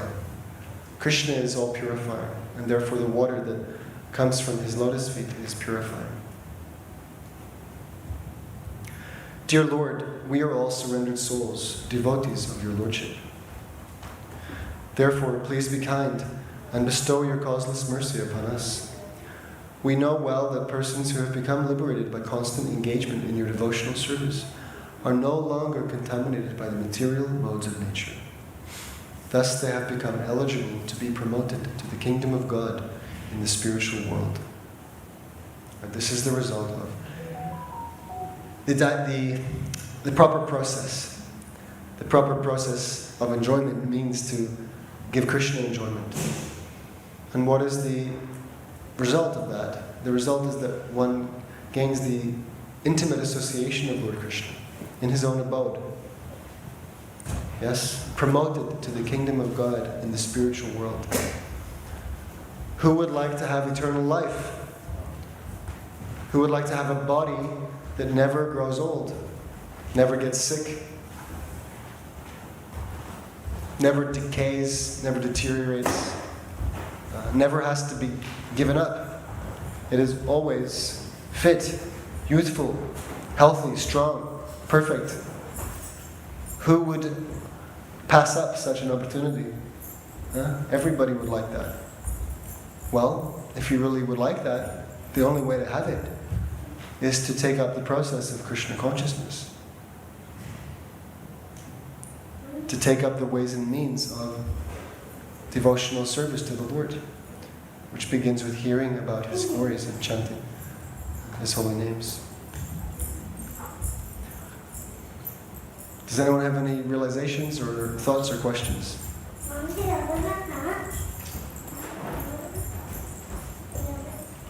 No? Okay, let's keep reading. In about 7 minutes, we have Bhagavad Gita class. Did you have something? Okay. After first offering prayers to Lord Krishna, the assembled sages wanted to take permission from King Dhritarashtra and King Yudhishthira, and then depart for their respective ashrams. At that time, however, Vasudeva, the father of Lord Krishna and the most celebrated of all pious men, approached the sages and with great humility offered his respects by falling down at their feet. Vasudeva said, "My dear great sages, you are more respected than the demigods. I therefore offer my respectful obeisances unto you. I wish that you will accept my one request, if you so desire. I shall consider it a great blessing if you kindly explain the supreme fruitive activity by which one can counteract the reactions of all other activities." So he's saying, is there one supreme action?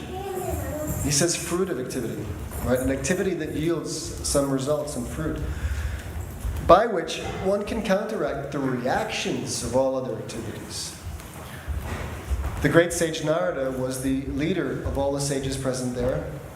Therefore, he began to speak.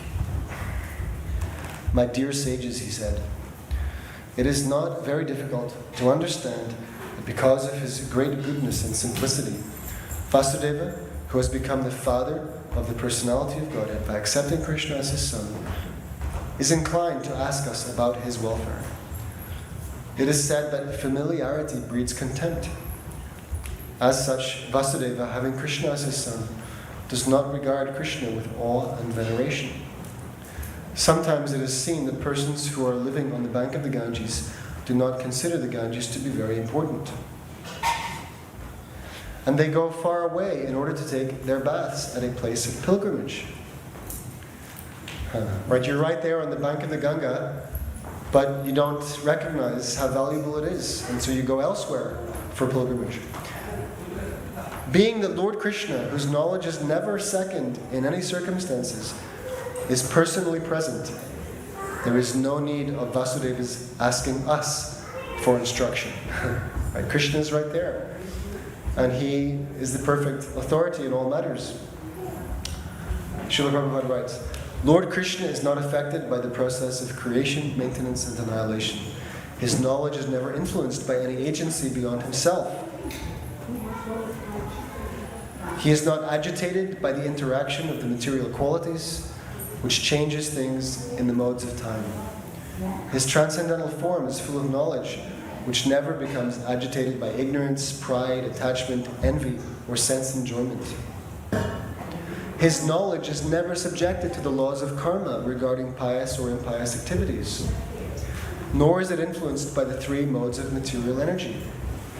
No one is greater than or equal to him, because he is the supreme authority, the personality of Godhead. The ordinary conditioned human being may think the conditioned soul, who is covered by his materialistic senses, mind, and intelligence, to be equal to Krishna, but Lord Krishna is just like the sun, which, although it sometimes may appear to be so, is never covered by the cloud, snow, or fog, or by other planets. Right? The sun is always fixed in his superlative position in the sky, never covered. Similarly, Krishna is never covered by ignorance. His knowledge is always perfect. When the eyes of less intelligent men are covered by such influences, they think the sun to be invisible. Yeah? My eyes are covered, but I'm blaming the sun. I'm saying the sun is covered. No, the sun is where it's supposed to be. Yeah, it's you who are blind. Blinded by the cloud, which is the energy of the sun. Okay. So when the eyes of less intelligent men are covered by such influences, they think the sun to be invisible. Similarly, persons influenced by the senses and addicted to material enjoyment cannot have a clear vision of the Supreme Personality of Godhead. The sages present then began to address Vasudeva in the presence of Lord Krishna, Balaram, and many other kings, and as requested by him, they gave their instructions. So this is very important. What's their answer? How to counteract the reactions of various activities by one specific action.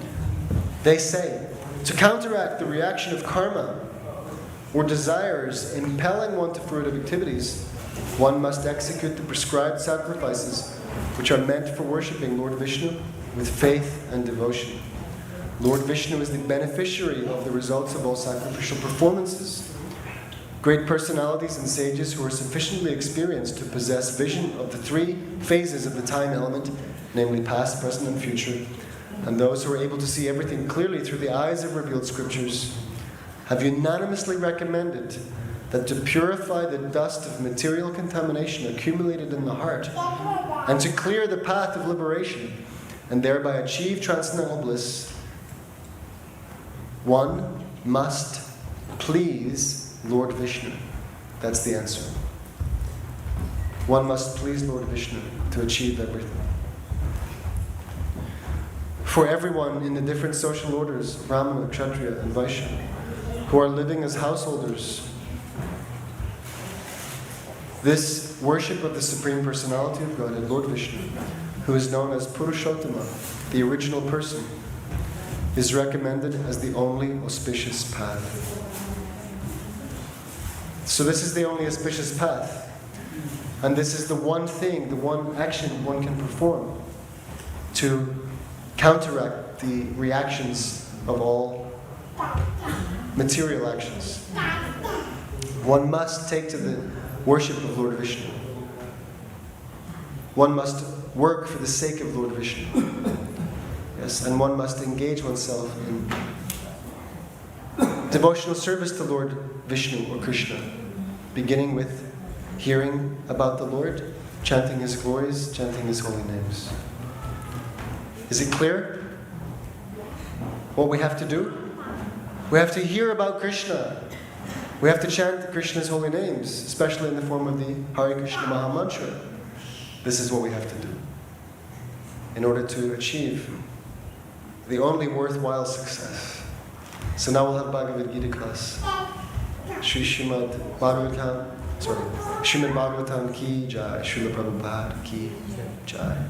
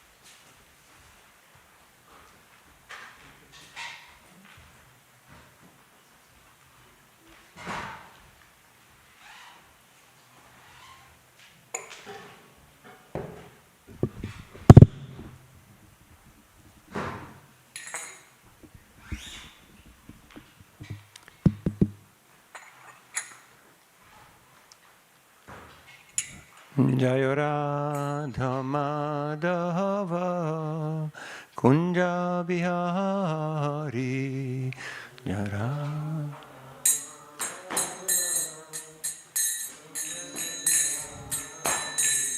Jaya Radha Madhava Kunja Bihari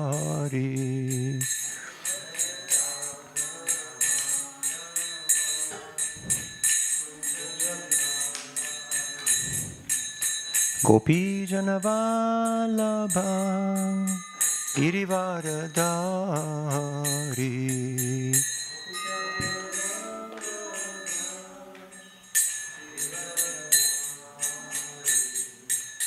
Gopi Janavalabha Girivaradari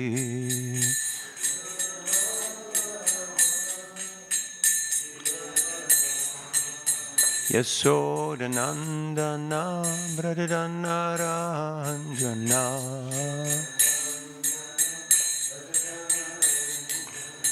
Yasodhanandana Brajadanaranjana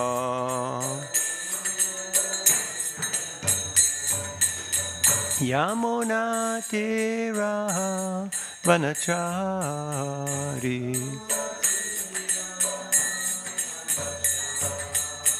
Yamunatira Vanachari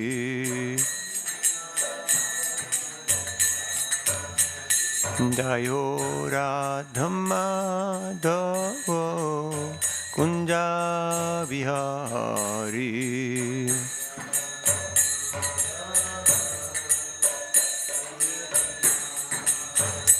Jayo Radhamadavo Kunja Vihari.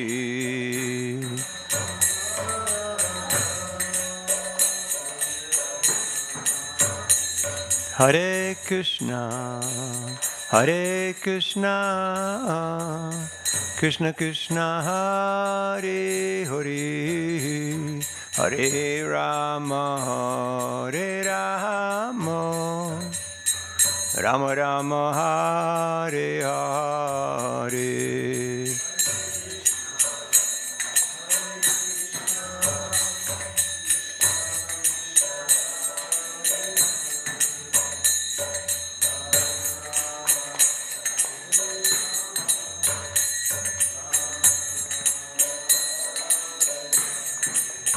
Hare Krishna, Hare Krishna,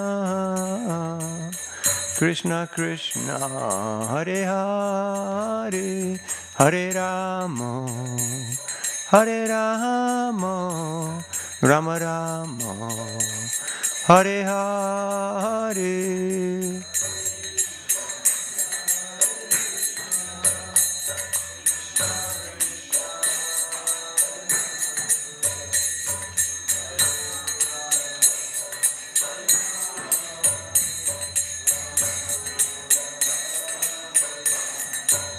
Hare Krishna, Hare Krishna, Krishna Krishna, Hare Hare, Hare Rama, Hare Rama, Rama Rama, Hare Hare.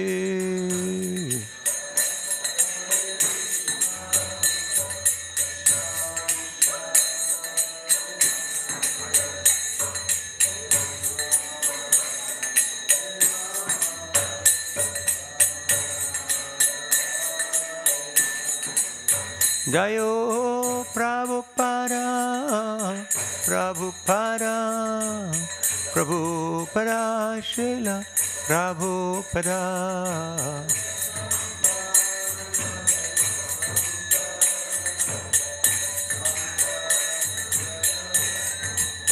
Prabhupada, Prabhupada, Prabhupada, Jai Jaya Prabhupada.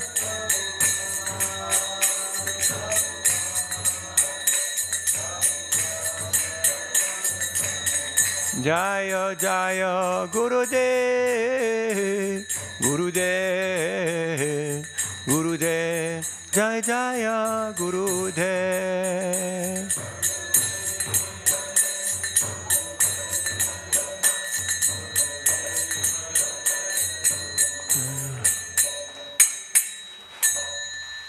Shri Harinam Sankirtan ki, Srila Prabhupada ki, Nitai Gaur Premanandi. Om Namo Bhagavate Vasudevaya. Om Namo Bhagavate Vasudevaya. Om Namo Bhagavate Vasudevaya.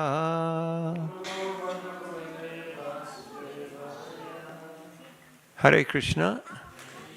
Today we're reading from Srimad Bhagavad Gita as it is, 7th chapter, text number 29.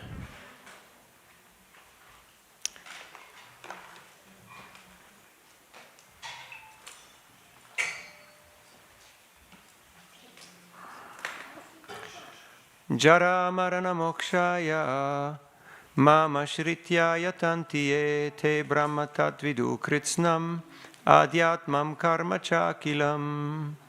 Jara, from old age. That's why I can't see anymore without glasses. Old age. Marana and death. Mokshaya, for the purpose of liberation. Anybody likes moksha? Anybody? Liberation? Huh? You like? You like? Yeah? Good idea? Okay. All right, you're in the right place. Mam, me, ashritya, taking shelter of, yatanti, endeavor. Got to work a little bit, got to put some effort, right? Ye, all those who, te, such persons, Brahma, Brahman, tat, actually that, viduhu, they know, kritsnam, everything, adhyatmam, transcendental, karma, activities, cha, also, akilam, entirely. Purport and translation by His Divine Grace A.C. Bhaktivedanta Swami, Srila Prabhupada Ki Jai. Intelligent persons who are endeavoring for liberation from old age and death take refuge in me in devotional service. They are actually Brahman because they entirely know everything about transcendental activities. Purport: birth, death, old age, and diseases affect this material body, but not the spiritual body. There is no birth, death, old age, and disease for the spiritual body. So one who attains a spiritual body becomes one of the associates of the Supreme Personality of Godhead and engages in eternal devotional service, is already liberated. Aham Brahmasmi. I am spirit. It is said that one should understand that he is Brahman, spirit soul. This Brahman conception of life is also in devotional service, as described in this verse. The pure devotees are transcendentally situated on the Brahman platform, and they know everything about transcendental activities.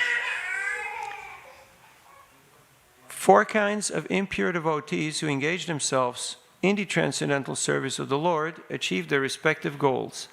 And by the grace of the Supreme Lord, when they're fully Krishna conscious, they actually enjoy spiritual association with the Supreme Lord. But those who are worshippers of demigods never reach the Supreme Lord in His supreme planet. Even the less intelligent Brahman realized persons cannot reach the supreme planet of Krishna known as Goloka Vrindavan. Only persons who perform activities in Krishna consciousness, mam ashritya, are actually entitled to be called Brahman, because they're actually endeavoring to reach the Krishna planet. Such persons have no misgivings about Krishna, and thus they are factually Brahman.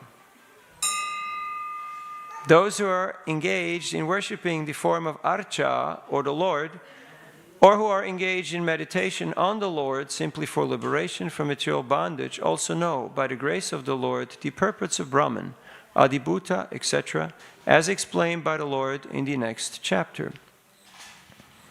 Jara marana mokshaya mamishritya yatantiye te brahma tadvidu kritsnam adhyatmam karma chakilam. Intelligent persons who are endeavoring for liberation from old age and death take refuge in me in devotional service. They are actually Brahman because they entirely know everything about transcendental activities. Om Ajnanatimirandasya Jnananjana Shalakaya Chakshurun Militam Jena Tasmai Sri Gurave Namaha Sri Chaitanya Manobhishtam Stapitam Yena Bhutale Swayam Rupakidam Hayam Dadati Swapadantikam Jayasi Krishna Chaitanya Prabhu Nityananda Sri Advaita Gadadhara Shivasari Gaura Bhakta Vrinda Hare Krishna, Krishna Krishna, Hare Hare, Hare Rama, Rama Rama, Hare Hare, Hare Krishna, Krishna Krishna, Hare Hare, Hare Rama, Rama Rama, Hare Hare, Hare Krishna, Krishna Krishna, Hare Hare, Hare Rama, Rama Rama, Hare Hare. Hare Krishna. So here in the 7th chapter of Bhagavad Gita, the Supreme Lord, Krishna, He's talking to Arjuna and to all of us. And He is explaining to us knowledge of the Absolute. which is quite rare. In the 9th chapter, the Lord states, Raja vidya raja goyam pavitramidam uttamam pratyakshagamam dharmyam susukam kartumavyayam. This is the king of all knowledge, or is the knowledge for kings. So, you want to become royalty? Voila, here you are. You're hearing the knowledge for kings, or the king of all knowledge. Now, this is not usually what you learn at, IIT, NIT, Harvard, or Oxford, right? Learning about Atma. How many of you learned about Atma? Anybody? Atma? No? No? Atma? You know what Atma is, right? Atma is the self. So why don't we learn about Atma? Because they never teach you enough so you can overthrow the system. They only teach you enough so you can be functional to produce and consume. Okay? Because that's what they want you to do. But if you know about Atma, and you know that Atma is actually eternal, Sat, Chit, and Ananda. You remember Sat, Chit, Ananda? Okay? If you know that, no one can touch you. You're a superhero, okay? Because you know, I'm Atma. Otherwise, it's Janma, Mrityu, Jara, Vyadhi, Dukkha, Dosa, Darshanam. Birth, death, old age, and disease. You have met these 4 different factors and stages of life. And they're inevitable. It's just what everyone goes through in this world. So, suffering is mandatory, but misery is optional. Suffering is mandatory, but misery is optional. Where does misery come from? Attachment. Like for instance, right now I'm sitting on a very nice seat, and they put me in a very nice room. But if I were to think that, hey, this seat is really nice, I would like to take this home. Would it work? No. Because here, everywhere it says, like this belongs to the temple, right? So you can't really take stuff out, right? Otherwise, he's looking, they're all watching. He's watching all the time, right? And plus, I'm traveling personal item only, because if you have carry-on, they're going to charge you for that. You noticed that, right? You figured that out. So travel light, okay? Leave the stuff at home or in the garage and travel light. And understand, we're only here for a few afternoons. We're here for a very short time.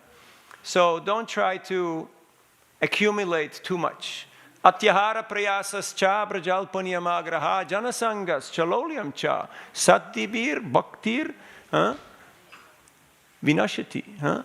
Too much accumulation. Have you ever had that? Did you ever do online shopping? You go on, do you see what? And then at some point, after scrolling and comparing for an hour, you realize, I actually don't need it, right? Let's just close this. Have you done this? Yeah? 1, 2, 3, 4, 5, 6, 7, 8, 9, 10. Thank you for your honesty. This is called satsang. It's called truthful association. You not come here to make a show and say, oh yeah, I'm a great devotee, I'm a great bhakta. No, this is who we are. Krishna is in our heart. Can't cheat him. He knows before you know. Like mom knows. She says, don't go there. It's not a good place. Dad knows. So, Ishvara sarvabhutanam rideshe arjuna tishtati brahmayan sarvabhutani yantra rudani mayaya. Krishna is there. Hare Krishna. Jai Gopal. Haribol. So, atyahara, too much collection. Prayas, too much endeavoring for fame. Have you met people who like to get a little famous? Just a few. Running around with cameras and selfie sticks. I was walking the Great Wall of China, and there were so many people with selfie sticks, they almost fell off the wall, There's so many of them. And then they were buying all these cheap Chinese souvenirs. And I think this is really funny, right? You have the Great Wall of China, and of course they buy Chinese souvenirs because we're in China, right? But Mao Zedong said that if you walk that wall, that stretch, you're actually a hero. Because it's about this steep, You feel like you're in the Himalayas.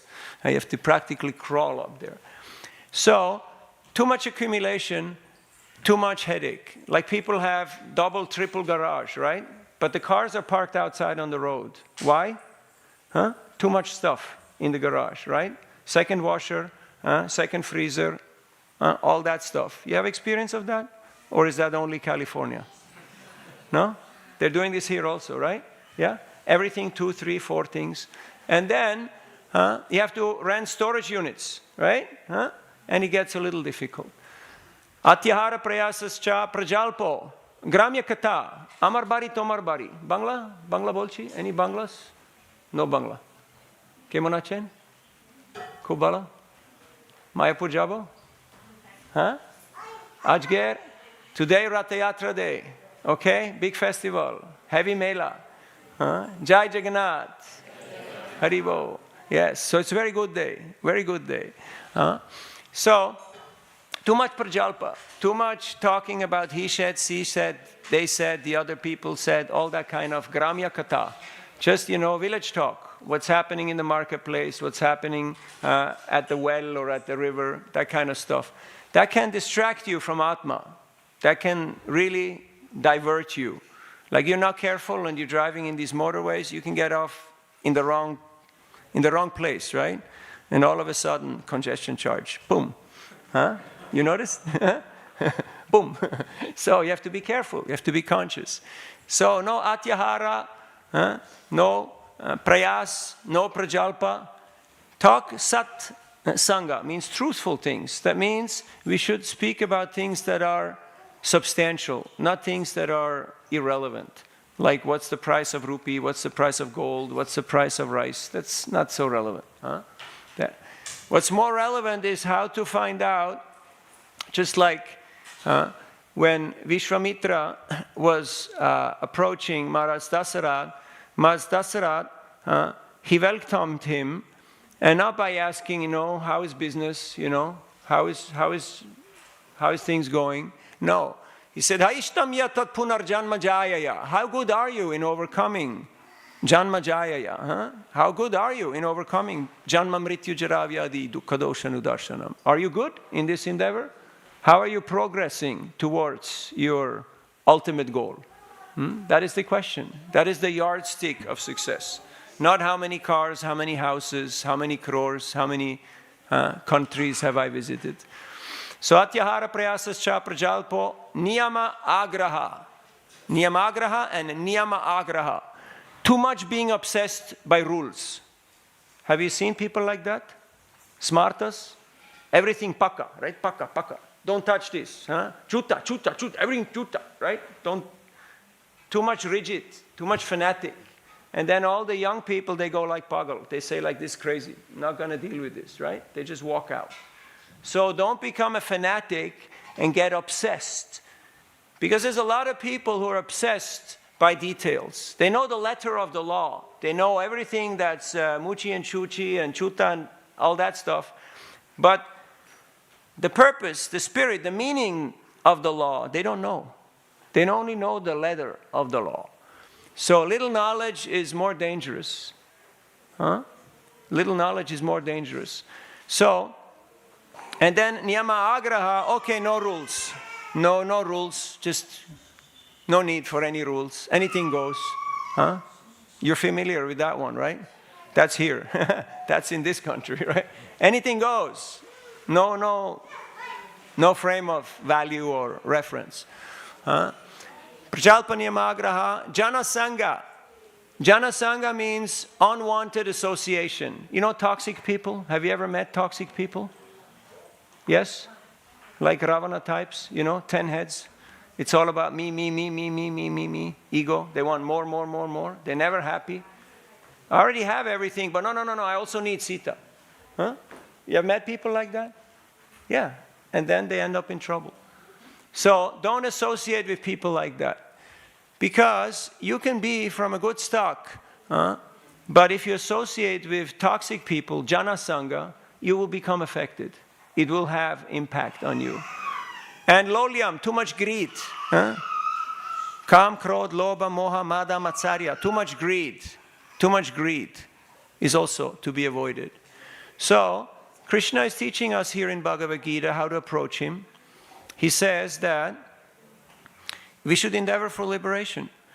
And we achieve this not just by balancing our punya and pap, but by taking refuge in devotional service. Because bhakti includes all the other paths. This is, as in the Gita, in the 6th chapter, the last verse, Yoginam api sarvesham madganten antaratmana shradhavan bhajate yo mam same yuktatamo mataha.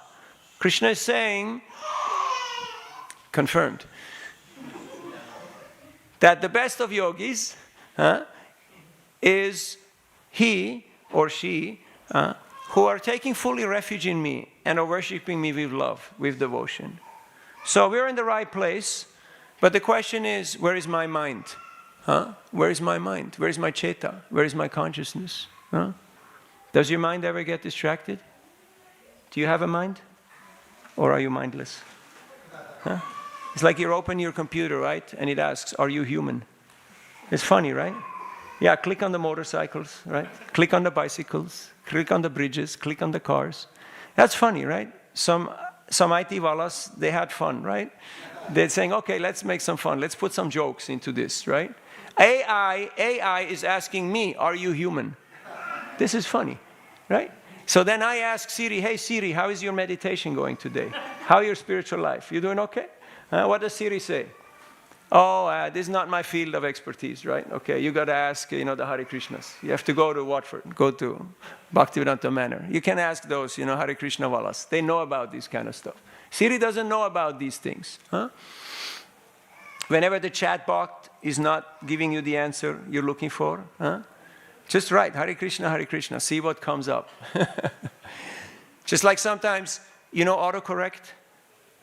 Sometimes you want to write Hare Krishna, and it ends up hate Krishna. You've seen? Chatbot, autocorrect, is a demon, is an asura. He's not a devotee. So, why? Not enough bhakti, not enough seva. So, Brahman, Vadanti tattva tavidas tattvam yajnanam advayam brahmeti pramatmeti bhagavaniti shabdyate. So you start out with Brahman, sarvam kalvidam brahma. Everything is Brahman. It's all creation of God. Everything is His energy. But then there is higher than just Brahman. There is also Paramatma, our good friend. Upadrastanumantascha bharta bhokta maheshwara paramatmeti chapyokto deismin purushak paraha.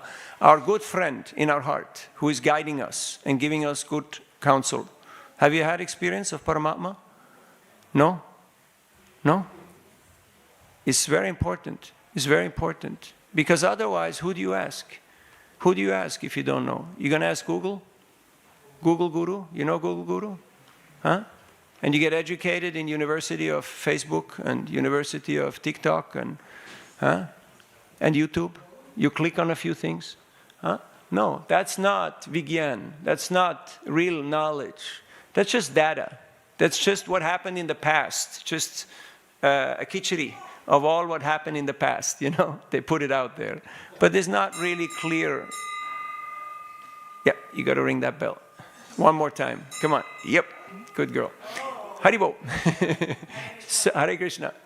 So, Paramatma, he's our well-wisher. In Sanskrit, it's called Surit. You have Mitra, some acquaintance, right? Then you have Bandhu, okay, family, friend, somebody a little closer. But Surit, that's different. Surit is the person who's only thinking for your benefit. What can I do to make you happy? Always thinking, what can I do to benefit my friend? That's Surit, your well-wisher. That's Krishna. And He's there in your heart.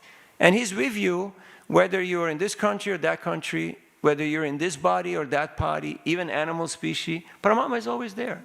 People talking about instinct. Have you heard of instinct? What is instinct? That's Paramatma. Why do the birds fly south in the winter? Because Paramatma. The fish, they swim upstream to hatch. Why? Paramatma. Tell him, it's time, chalo. Barijabo, let's go. Let's go up there. So, this is Krishna guiding the living entity. And if we practice bhakti, we will improve our internal dialogue with Paramatma so that we're in touch with Krishna. Krishna will tell us, this is the path, this is the way, this is good for you. No, stay away from that. That's not good for you. And then, higher than that is Bhagavan, the Supreme Personality of Godhead, Krishna Himself, who will reside on the lotus of your heart. If you want to have a loving relationship with Krishna, you can do this in different ways.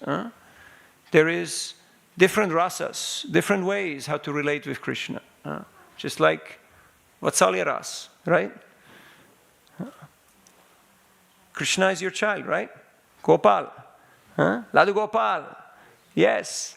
And you have to feed Krishna because he's a hungry boy. And you have to make sure he doesn't do any nonsense. So you have to keep him in the box. Otherwise he jumps out and he goes and he does many different things, right? So that's called Vatsalya Ras. Then there is Dasya Ras, okay? Hanumanji, Garuda. I'm the servant. I'm the servant of the Lord. Of course, there is also Shanta Ras. There are some people, they just say, how wonderful. That's it. Okay. And they like nature, they like mountain, they like ocean. Yeah, God is, the lightning, the thunder, like that. And that's good for them. That's Shantaras, just appreciation, but no real close interaction. Servitude is more intimate, is more personal. Okay, I want to do something for you. What can I do for you? How can I make you happy? Just like I was really, really impressed. I came here, somebody was there, smiled at me, took me to the room, gave me a key. Jai Sisi Radha Gokulananda ki jai, Shishi Sitaram Lakshman Hanuman ki jai, Shigoni Tai ki jai. So like somebody who cares, right? That's a person who has a service attitude. Dasyaras. Then there is Sakyaras. Friendship, to have friends. So that is very, very valuable. So Krishna, he is willing to reciprocate in any of these rasas, and Madhurya ras, conjugal. Krishna is not stereotype. He's not an angry God or a God who has become disgusted with this world and went off to do his own thing. No, Krishna, he is available in every form that we would like to reciprocate his love. So, here we learn about how to achieve actual moksha or actual liberation. Because many times we may be attracted to the impersonal form. Kleshodikatarastesham avyakta sakta chetasam. In the 12th chapter of Bhagavad Gita, Krishna is telling that people who want to deal with the impersonal, it is quite a difficult path, especially in this age of Kali. How long does your meditation last? How long? 2 seconds. Few, yeah. Thank you for your honesty. Right? And then immediately, different ideas, right? Different plans, distractions. So that is not so easy. But when you chant in kirtan, for instance, how long can you chant? It keeps going, right? No need to stop. When you're doing seva, it's, it's more personal. There is more reciprocation there. But just silent meditation, very difficult. Very difficult. So in this age, it is recommended Kalerdhosani de raja nasti heko mahat gunat kirtana deva krishnasya mukta sangha parambrajet. I was in Udupi. Do you know Udupi? Yeah? Udupi Krishna? Madhvacharya? Wonderful place. And I was at Manipal Medical College speaking to a doctor, Professor Kamat, who is in charge of Ayurveda. And he told me that, Ayurvedic doctors not very good today.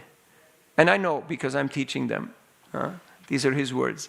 And medicine also not so good. Too much pollution and like that.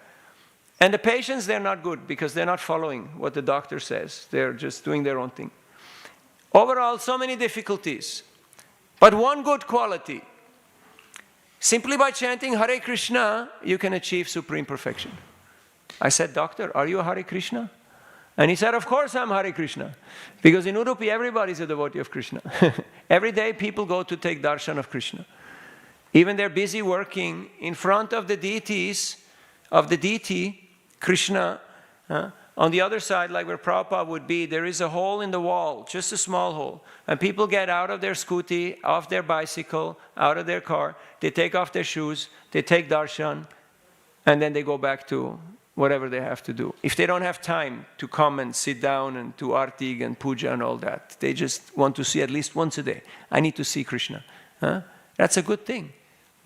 So we can see Krishna every day, even if you're far away and you're traveling, by chanting Hare Krishna, Krishna Krishna, Hare Hare, Hare Rama, Rama Rama, Hare Hare. Because Nama Chintamani Krishna's Chaitanya Rasa Vigraha, Purna Shuddha Nitya Mukto, Abhinatvam Nama Namino. Nama and Nami are non-different, they're the same. So when you chant Nama, Nami is same, is included. So Krishna is present in his name. So keep chanting Hare Krishna wherever you are. Sometimes you may come here and curtain is closed and you go like, what happened, But no, he's there. Chant, he's there, no problem. Yes, Krishna also, he gets dressed and he eats and he does other things, so, he has a life. So, we should not feel discouraged and feel, oh, I'm so far away from home, oh, this, that. No. Home is where the heart is, right? So, if your heart is here, you're there. So live in your heart and less in your mind. Otherwise, too much anxiety coming up. So many people. Anxiety, you've heard of anxiety? And that can ruin it.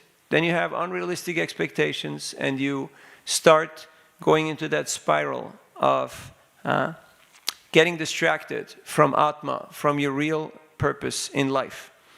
So here in the Gita, Krishna is giving us these wonderful instructions, and he's also appearing as Archa Vigraha, as the deity. And he's reciprocating our love by giving us the opportunity to serve him. It's very nice. So we're very fortunate. Any questions, comments, or reflections? Not all at once. On this topic, or anything you heard, any question you have, or on any topic? Yes. Hare Krishna. There are many things that Krishna talks about in the pages of Bhagavad Gita. Yes. Like your chapter is full of the qualities which Krishna expects us to develop. So I think we try, but we fail so many times. We do not succeed in developing them. So what do we do?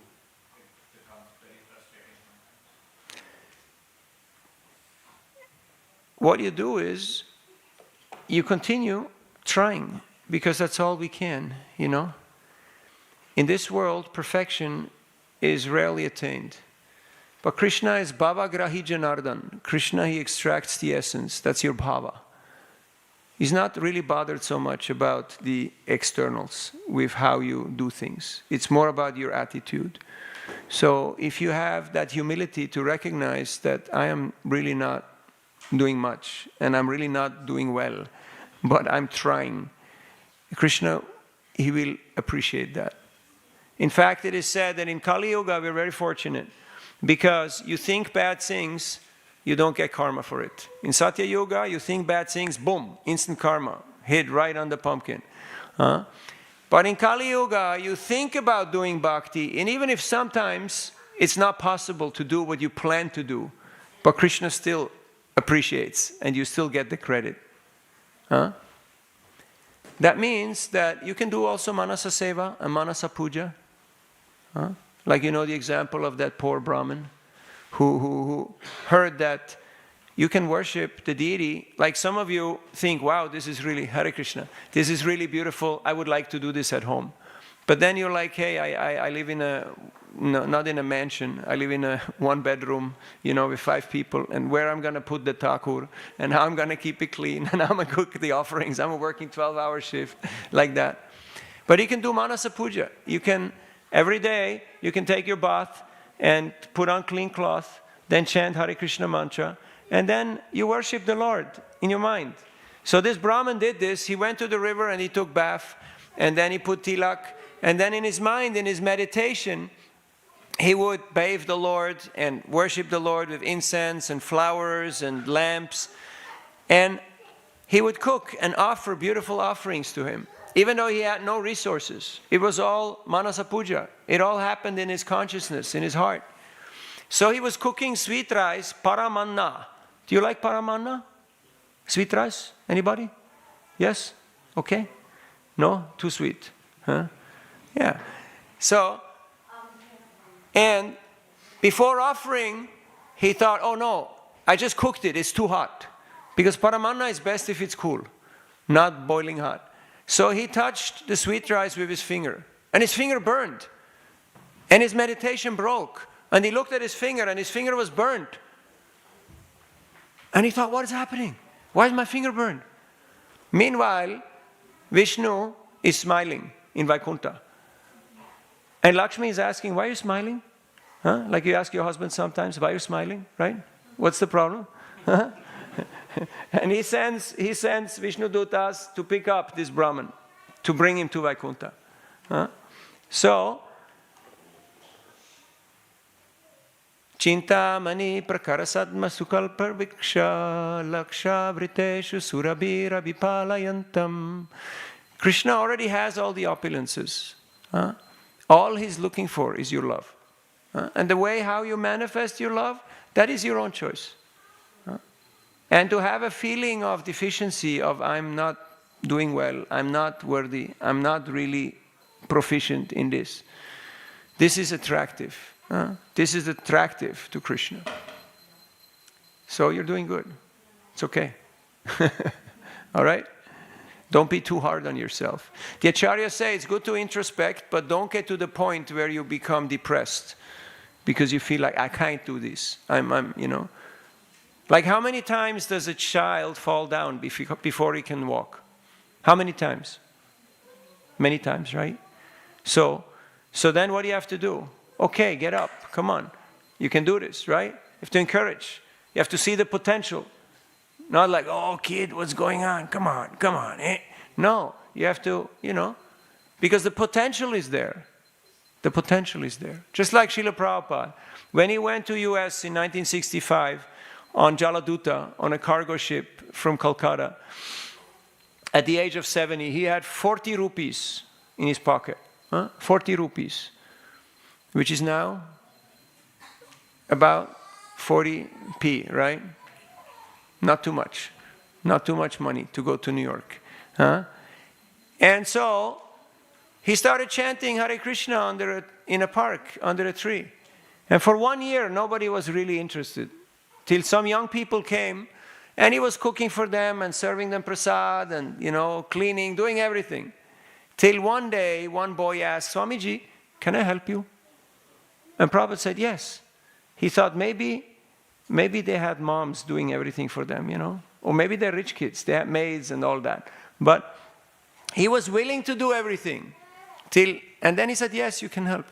Huh? And they started getting involved. Now there was a lot of people walking through the door. But they were pretty interesting characters, these people. Have you ever heard of hippies? Huh? Hippies? Huh? So, it's like you go to Kumbh Mela, right? You also see a lot of interesting characters there. So, Prabhupada saw all these different types of people who came, but he chose to see the potential rather than the deficiency. Just like when you see a child, there's some things that are, not clean and not proper and not this and not, but you see the potential. You see like this has potential. This person has potential. So that means bhakti, to see the potential rather than to see the deficiency. Does that help? Any other questions or comments? Today is also the Vyasa Puja of His Holiness Tamal Krishna Maharaj. They're having a celebration right now in the Haveli, I believe, right? So Maharaj was one of the generals of Srila Prabhupada, and he did a lot to spread Krishna consciousness on many continents. He was very, very active in the US, in America, and at some point there was some difficulty there, and Srila Prabhupada told him that he has to change something, he has to change his strategy. And Tamal Krishna Maharaj said, so what should I do? We're having so many brahmacharis, we're doing so much sankirtan, so much book distribution, so much preaching. Well, what do you want me to change? Well, where should I go? should I go to China? And Prabhupada said, yes, China, you should go to China. And he said, no, it was just a joke. I was just mentioning China. And he said, no, China, you have to go to China. And then, for 3 days, Tamal Krishna Maharaj would argue with Prabhupada. He's very stubborn, very headstrong person. No, I don't want to go. At the end, Prabhupada said, either you go to China, or you sit here in Mayapur, and you chant Hare Krishna, and you don't go out. You don't do anything else. You just sit down and do Nirjan Bhajan. So Maharaj surrendered. Said, okay, China, fine. And he went to China.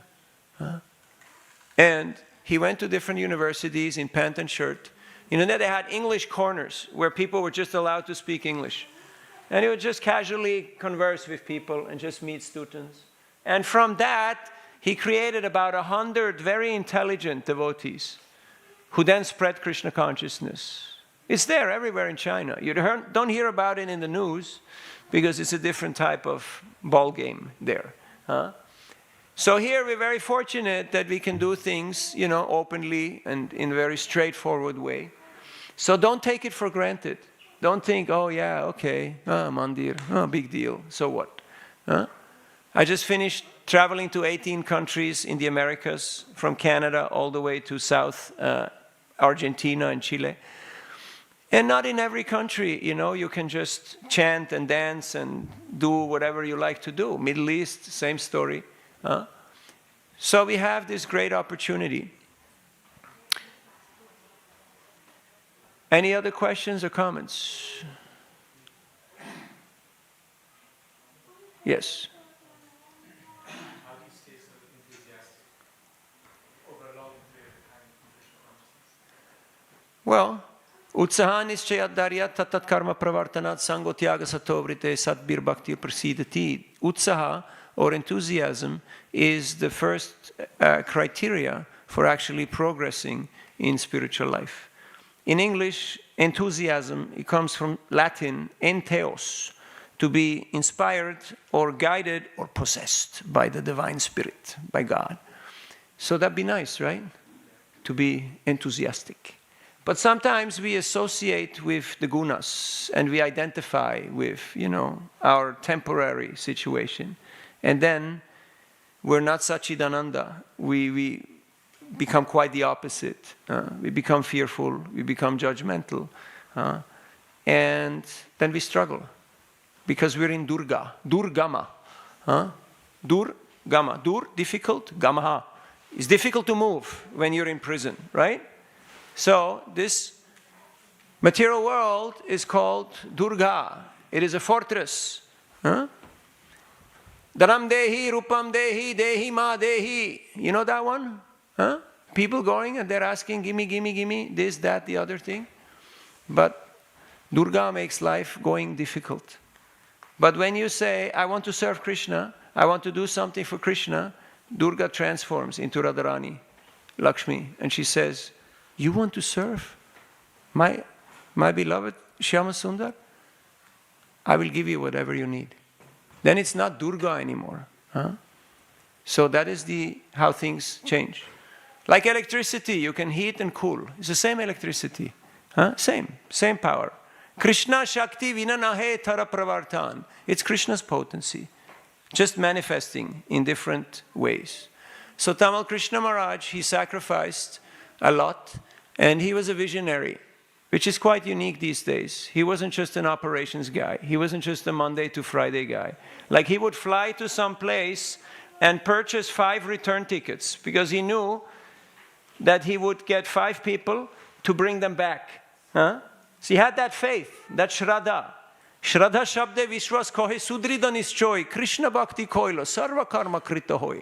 If you're fully convinced that Krishna is the Supreme Lord, that he can make anything and everything happen, then the magic will start to happen. Because we will be willing and ready to cooperate with Krishna's plan. And he did that many times. He just went to a place for preaching and he already purchased 5 return tickets because he knew 5 people would be there waiting for him, ready to join him on his mission. That's a visionary, right? Not, oh, scarcity mentality. Oh, not enough food, not enough books, not enough money, not enough resources. Sorry, closed. Sorry, we can't do. Right? No, that's like government, right? Bureaucracy and then no. Rejected. No. There's plenty of opportunity. So be enthusiastic. Your service will expand. Okay? And if you're having a hard time with that, find somebody who is enthusiastic and you associate with them. Okay? Yes? So how do you develop that faith in, like you described Maharaj doing, purchasing 5 tickets, different tickets? Because you may want to try that. Set yourself a particular goal, and how can you make that end of it? In a way that Krishna will want to reciprocate it. Because you can't control the result, right? It's all Krishna's. Going out on a limb, which means it's a calculated risk in a sense. But you have to, put your hands in the air. Just like when you go out and you ask people to donate. And when they see the pound signs, or the dollar signs in your eyes, right? They become very fearful and they hold back, right? But if you say, we don't need the money, but it's good for you to give, then people naturally reciprocate. So we have to take that leap of faith. And you do that every day. Like every day we have that experience. Otherwise, how can you chant your japa? By giving your heart to it. How can you, invest yourself in your practice? And then you have these little small moments of connection and of experience and of faith, and it grows and grows and grows. And then Krishna's got my back. That doesn't mean you'll do foolish things, doesn't mean you do stupid or illegal things because you think, yeah, it's okay. Jaloja, no problem. I'm one of the good guys. Then 9 times you get away and then, paf, it hits you. No. But to actually, like for Arjuna, it was a risk. They were outnumbered. But he had full faith in Krishna's instruction. So, that's our role model. Okay? But Krishna empowers us according to our capacity, according to our degree of surrender. He knows how much we can handle. Krishna gave the Pandavas the whole world in 18 days. Krishna can give us the whole world. But if we can't even manage a few temples, why will Krishna make fool out of us? He gives us as much as we can handle. Just like if the parents are wealthy, they won't give the kids more than they can handle. They won't give them too much because they know they're kids. They need to grow up. It will take time. So you give them a little bit and then you see what they do with it. Are they just going out and buying a bunch of candy and partying and spending and wasting everything? Or are they going to do the good thing, which means, education, investment, and grow it and do something more? Then, okay, all right, I'll give you more. All right, I give you more. Dhruva, he got a lot. Prahlad, they got a lot. Why? Because they have more capacity. So we're getting according to our capacity. I was giving a talk in Wales, in Swansea, and one Indian gentleman after the Gita talk, he asked me, he said, is it proper to pray that, Krishna, if you give me 100 million, I will give you 50 million. It's good business, right? Like 50-50, right? You just give me 100, I'll give you 50. I say, why don't you start giving now, till you wait, instead of waiting till you have 100 million, right? Why don't you start that process of, dana pratigraha, of charity now? Even you may have little, give little, and you'll see there will be some reciprocation, because relationships are give and take. And if you're in a relationship, whether it be family, friends, or with the Lord, make it a rule. Always give more than you take. And you'll notice, you'll have very good relationships. Because people will remember, oh yeah, he always gives more than he wants to take. So that is one secret of success, just in case you have relationships. I know now people, they like more the virtual stuff, right? But we're from before the web, And this person here, Prabhupada, he he's from before cell phones and all that. One time in Vrindavan, they put a phone into his room. That was mid-70s, and there was only 3 phones in Vrindavan. One at the post office, one in Loy Bazaar, down in the market, and one in Prabhupada's room. So the devotees, they went downtown to Loy Bazaar in the evening, and they called Prabhupada. And Prabhupada answered the phone, and he said, Bhaktivedanta Swami. And they said, Prabhupada, Prabhupada, Jai Prabhupada, it's working, it's working. And he said, of course it's working. Take the phone out. It's disturbing me. I have to translate my books. So don't let these weapons of mass distraction distract you from Atma and from your relationships and from your real life. Otherwise, you notice what happens when the phone comes out? Everything else just kind of goes kaput. It just goes flat. Okay? So when you're doing your worship, you're doing your puja, you're doing your sandhya, you're doing your talk, or you're having your meal, did you ever do that you're eating and scrolling at the same time? Yeah? No, you don't do that here, right? No, you do. Huh? And at the end, somebody asks you, what did you eat? And you say, I don't know. I don't remember. Why? Because your chaita was here. Your consciousness was on the phone. It was not what you eat. And you can't digest, and you can't really get the benefit.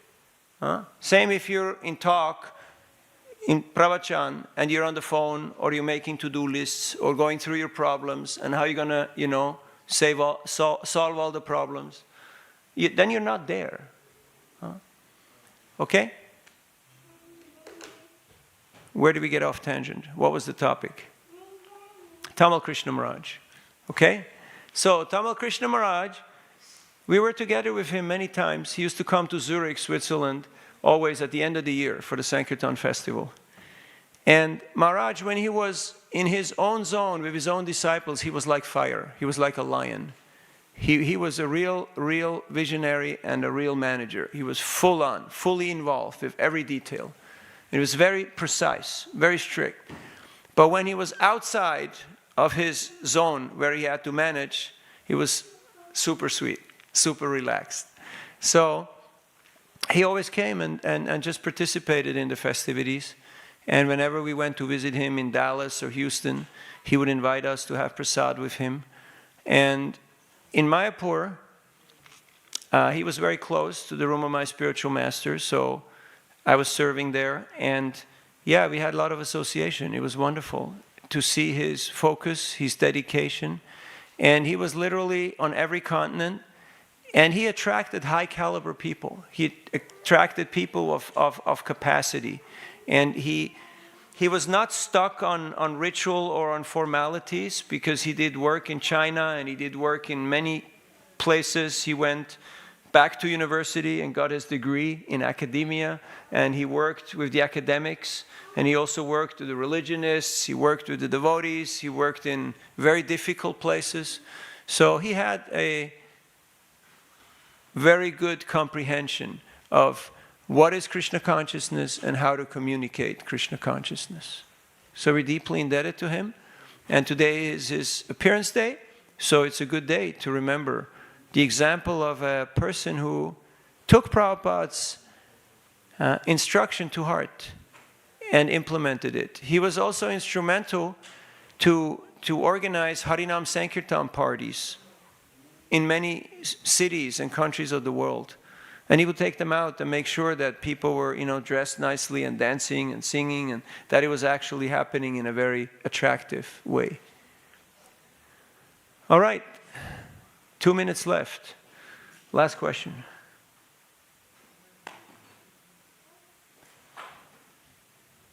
Comments, reflection, complaints? You were talking about the phone, people use phone money. So if your children have got addicted to the phone, how do we get them out of the phone? It depends how old your children are.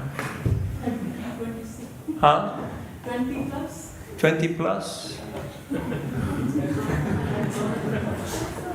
Hare Krishna. It's a little late in the game to start enforcing rules, right? Can't okay, let's collect all the phones, lock them up. This works in primary school, maybe in middle school. After that, no. the most powerful way how you can affect your children is through your own example. Because kids don't listen so well, have you noticed? And they're always kids, even if they're 60 years old, you know, like, I'm 60 now, but I'm just a little kid, right? Because I have people who are way older. So whenever I want a bit of that Vatsalya Ras, you know, I go to Alachua, you know, Florida, because it's all senior citizens. Yeah. So they don't listen very well, the kids, but they watch very closely. Have you noticed? And when they see hypocrisy, when they see that we are the older people, us, when we are saying one thing and we're doing another thing, they get really upset. They get really angry with that. They're like, you bunch of hypocrites. And now out of spite, we do whatever we want. But when they see that you're having a life, a spiritual life, and you're not addicted to all these different things, you know. Yes, you can use this, but don't become a slave of technology. It's useful, but it can be very distractive. Srila Prabhupada ki, Shri Radha Gokulananda ki, Shri Sitaram Lakshman Hanuman ki, Shri Go Nitai ki, Nitai Go Pramanande, Hari Hari Go, Hare Krishna. Thank you very much.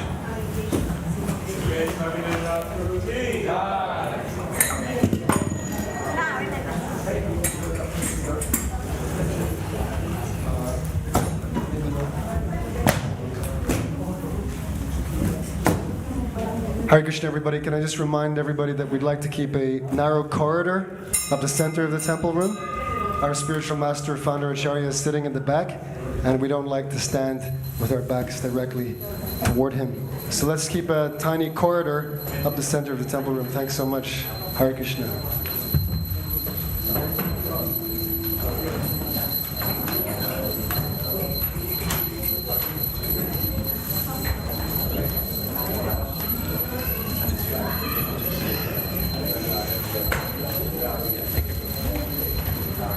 Kiba Jaya Jaya Gorachande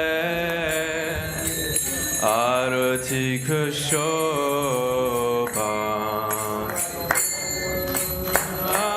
Jaya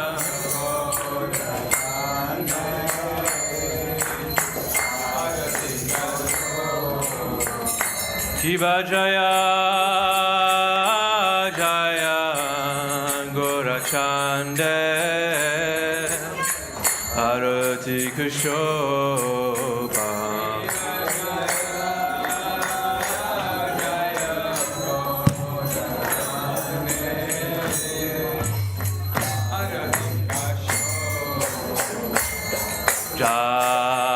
Janavi Tatavane Jagamanalo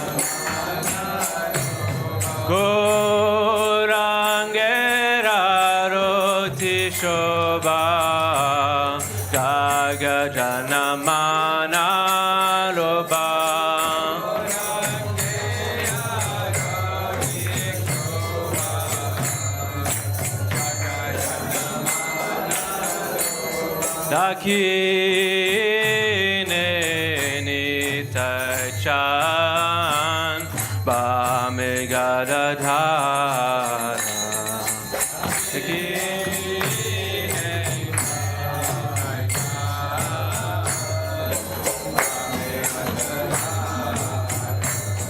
Ekate Advaita Shrini Vasachatradara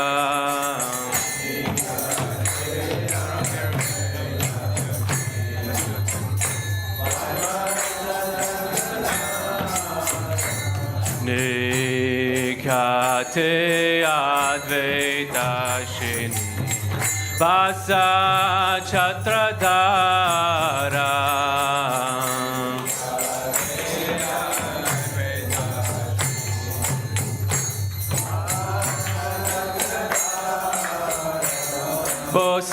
Bosi Yache Gorachan Ratna Singhasan Bosi Yache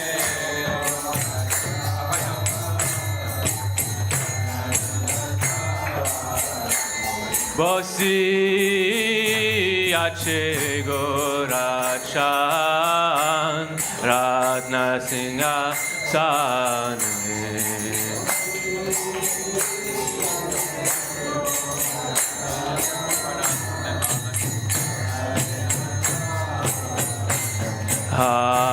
Arati Korena Brahma Adi Devagane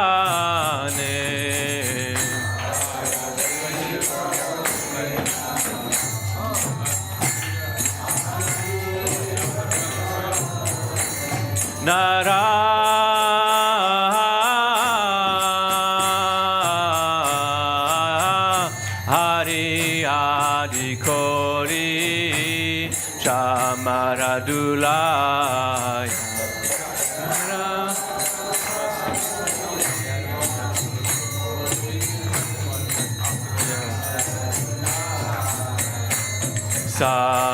Sandhya Mukunda Vasu Goshadigaya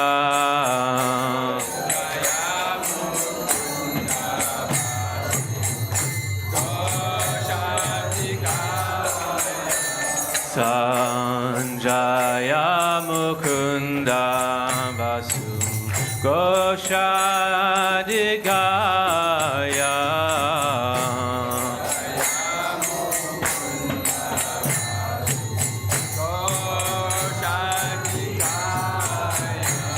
Shanka Baje Danta Baje Baje Karatara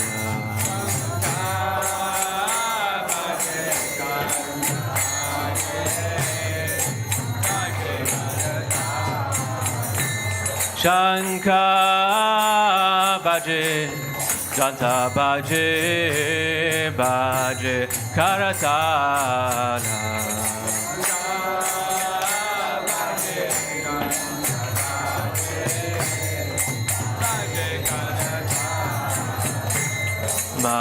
Madhura Mridanga Baje Paramarasada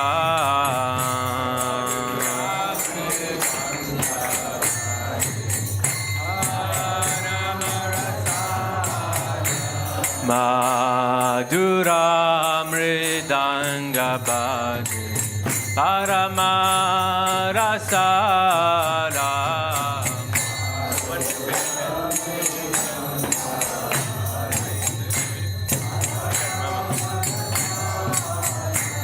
Shanka Baje Ganta Baje Madhu Madhu Madhu Baje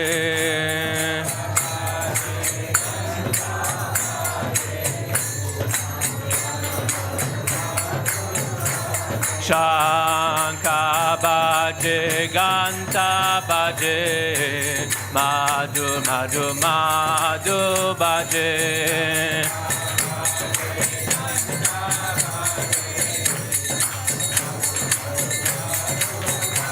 Shanka Baje Ganta Baje Madhu Madhu Madhu Baje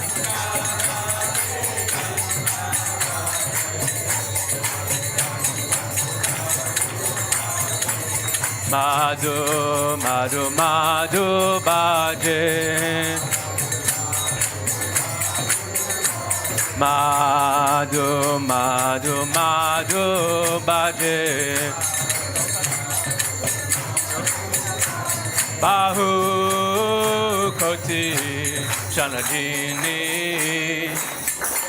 Varana Ujvala.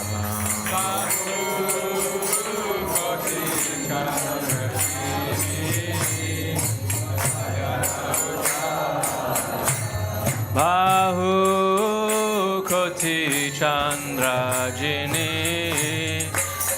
Varana Ujvala.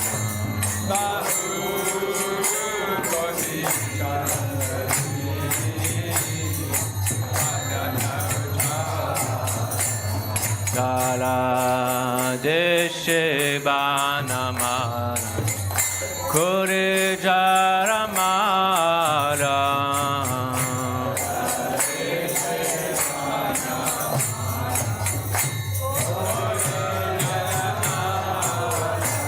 Dara deshe banamara kore jaramara.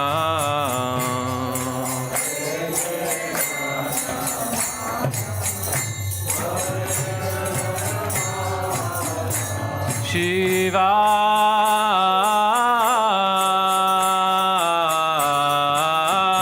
Shukanarada Preme Gadadhara.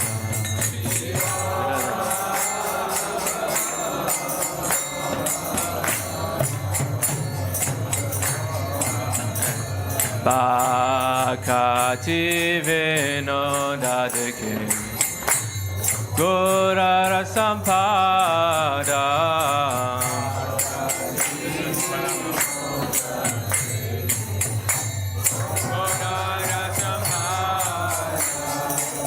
Bhakti Vinodadaki Gurara Sampada.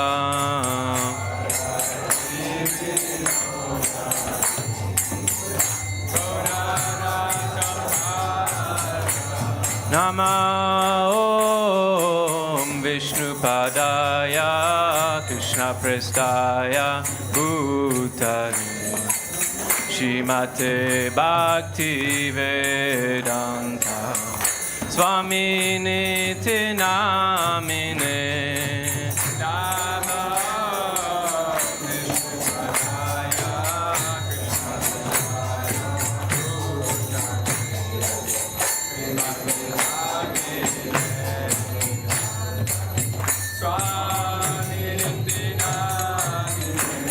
Namaste Sarasvati Deve Gauravani Pracharine Nivishesha Shunyavadi Paschatya Deshatarine.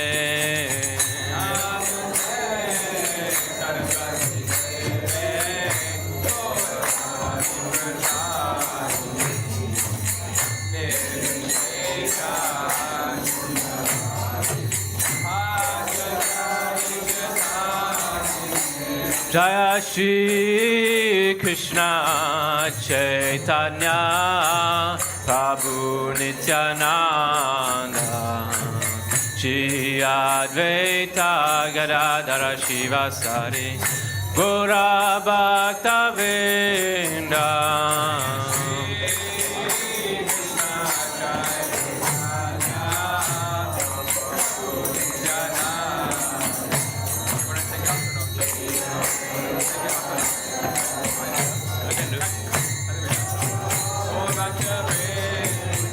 Jaya Shri Krishna Chaitanya Prabhu Nityananda Shri Advaita Gadadhara Shivasari Gaura Bhaktivedanta.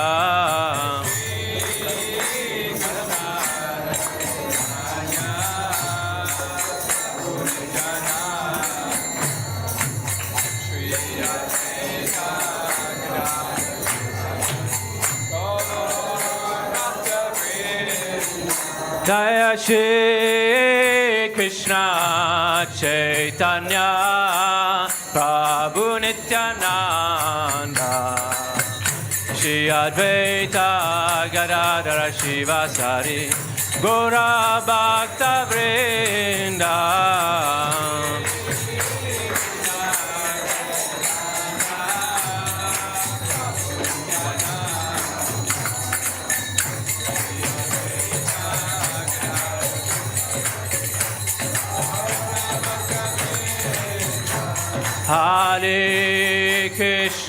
Hare Krishna, Krishna Krishna, Hare Hare, Hare Rama,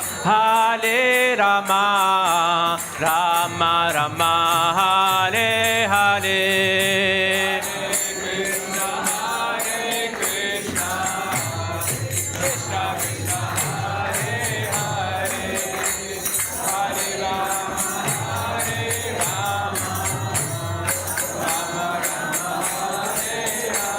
Hare Krishna,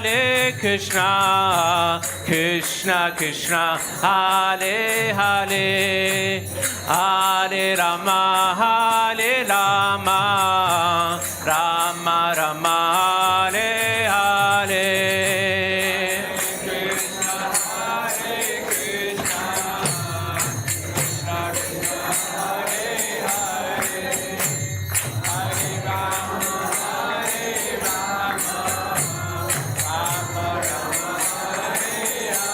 Hare Krishna, Krishna Krishna, Hare Hare, Hare Rama, Rama Rama, Hare Hare.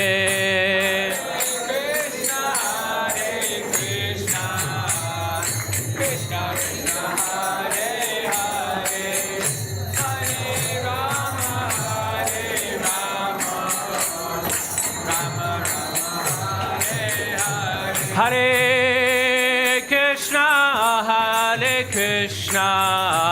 Krishna Krishna, Hare Hare, Hare Rama, Rama Rama, Hare Hare.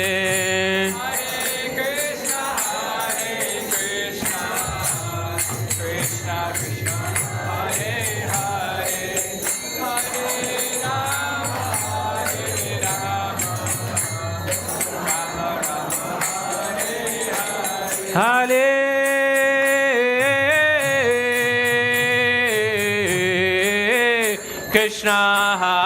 Krishna, Krishna Krishna, Hare Hare, Hare Rama, Rama Rama, Hare Hare, Hare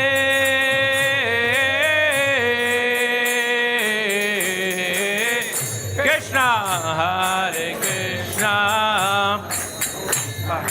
Hare Hare,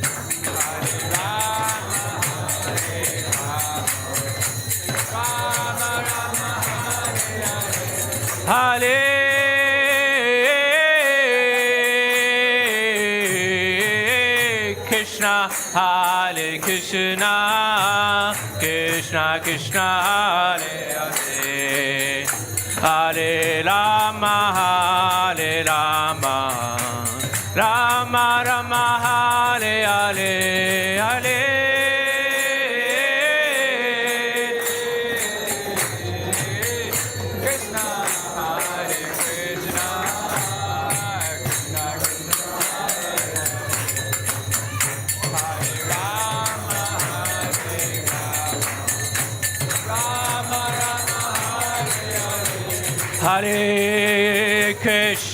Hare Krishna, Krishna Krishna, Hare Hare, Hare Rama,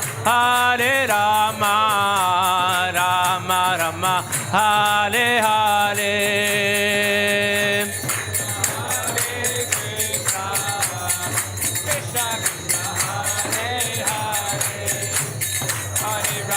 Hare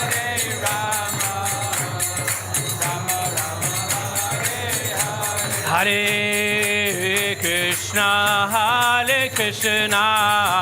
Krishna Krishna, Hare Hare, Hare Rama, Rama Rama, Hare Hare.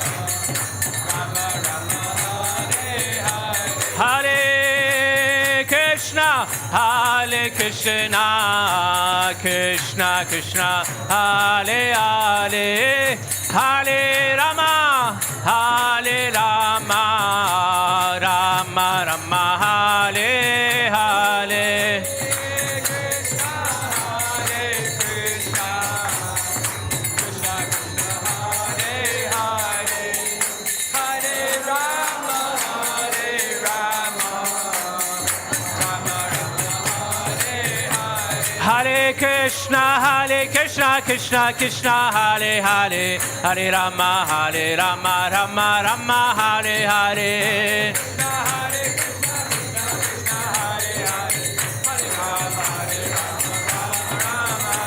Hare Krishna, Krishna Krishna, Hare Hare, Hare Rama, Rama Rama, Hare Hare.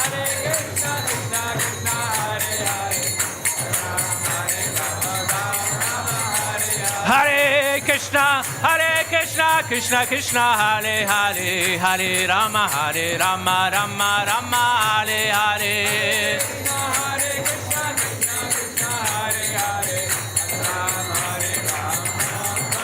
Hare Krishna, Krishna Krishna, Hare Hare, Hare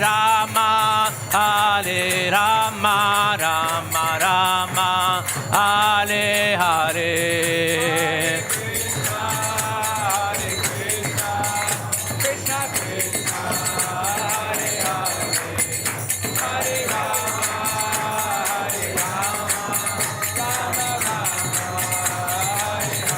Hare Krishna, Krishna Krishna, Hare Hare, Hare Rama, Rama Rama, Hare Hare.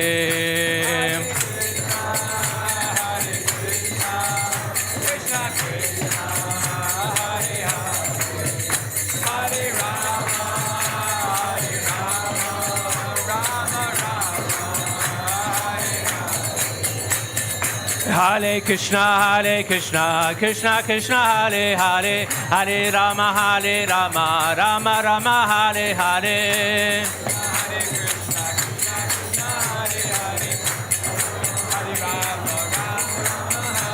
Hare Krishna, Krishna Krishna, Hare Hare, Hare Rama, Rama Rama, Hare Hare. Hare Krishna, Krishna Krishna, Hare Hare, Hare Rama, Rama Rama, Hare Hare.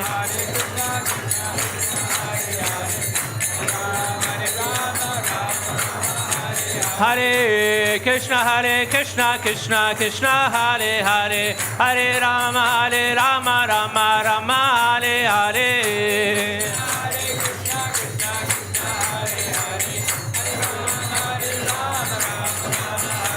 Hare Krishna, Krishna Krishna, Hare Hare, Hare Rama, Rama Rama, Hare Hare.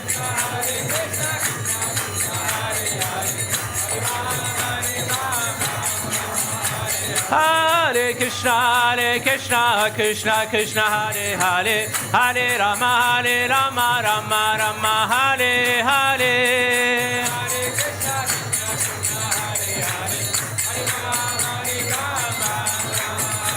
Hare Krishna, Krishna Krishna, Hare Hare, Hare Rama, Rama Rama, Hare Hare.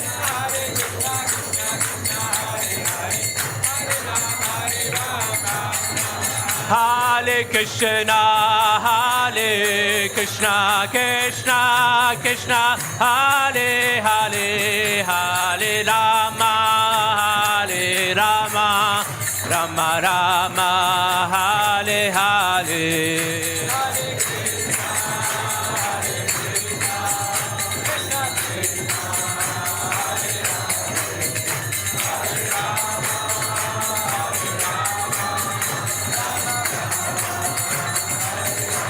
Hare Krishna, Krishna Krishna, Hare Hare, Hare Rama, Rama Rama, Hare Hare.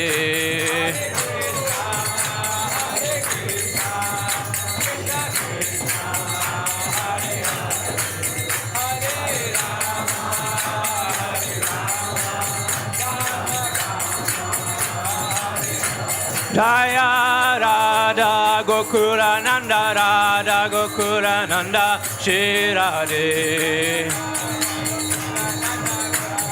Gokulananda Shri Jaya Ram, Sitaram Lakshmananu, Sitaram Lakshmananu. What is it? Sitaram Lakshmananu, Sitaram Lakshmana Hanuman.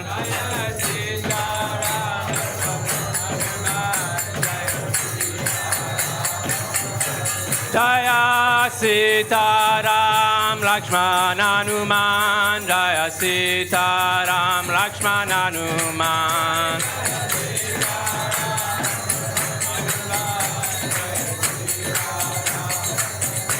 Prabhupada, Prabhupada, Prabhupada, Jaya Jaya Prabhupada.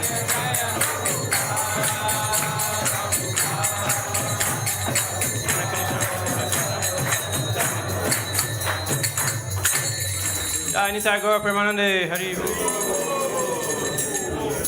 Shri Prabhupada ki.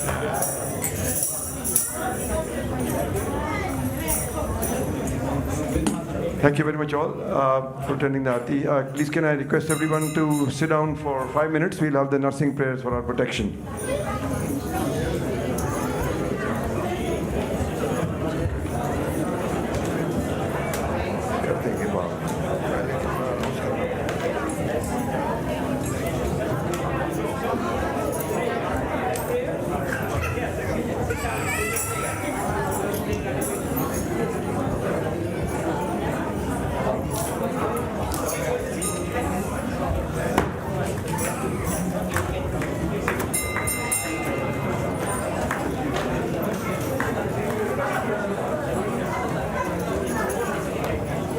Namaste Narasimhaya.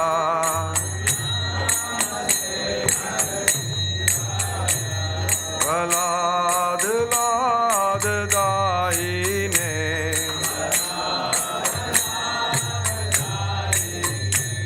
Hiranya Kashi Purvakshaha.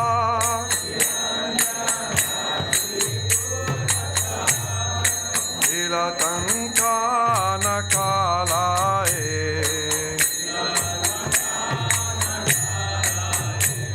Hito Nasimo Parato Nasimo.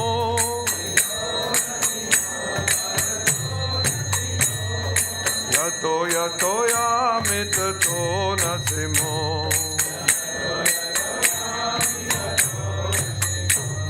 Bahe Nasimo Ridaye Nasimo. Narasimha Madim Sharanam Prapade.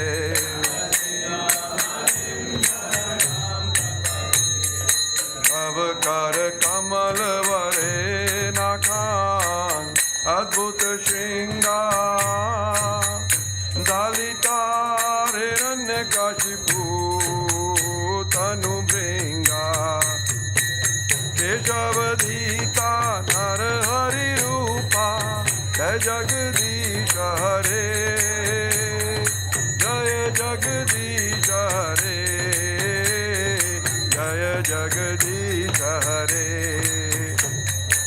Avakara Kamal Vare Naka Adbhuta Shringar Dalita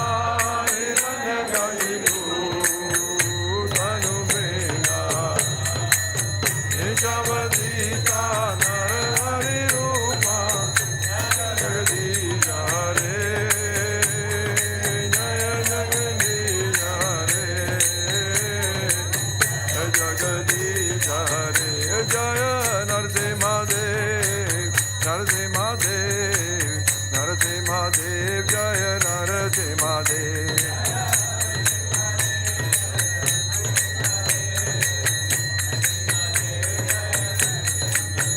Jaya Prahlad Maharaj, Prahlad Maharaj, Prahlad Maharaj, Jaya Prahlad Maharaj.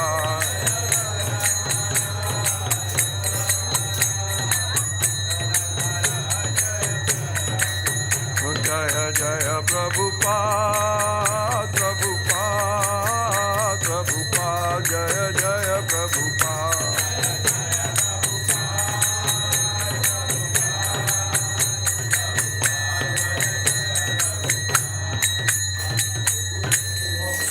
Shri Narsingh Bhagwan ki, Prahlad Maharaj ki, Gaur Premanande, Hari Hari Bol.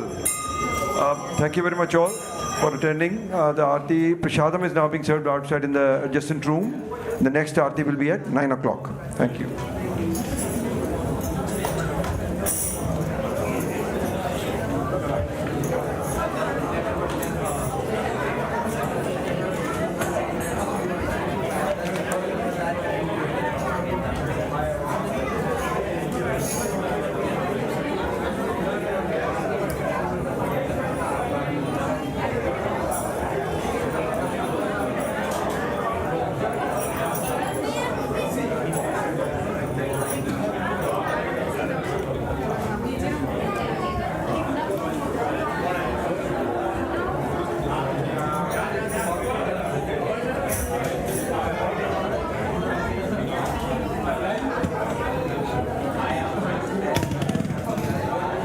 Hello everyone.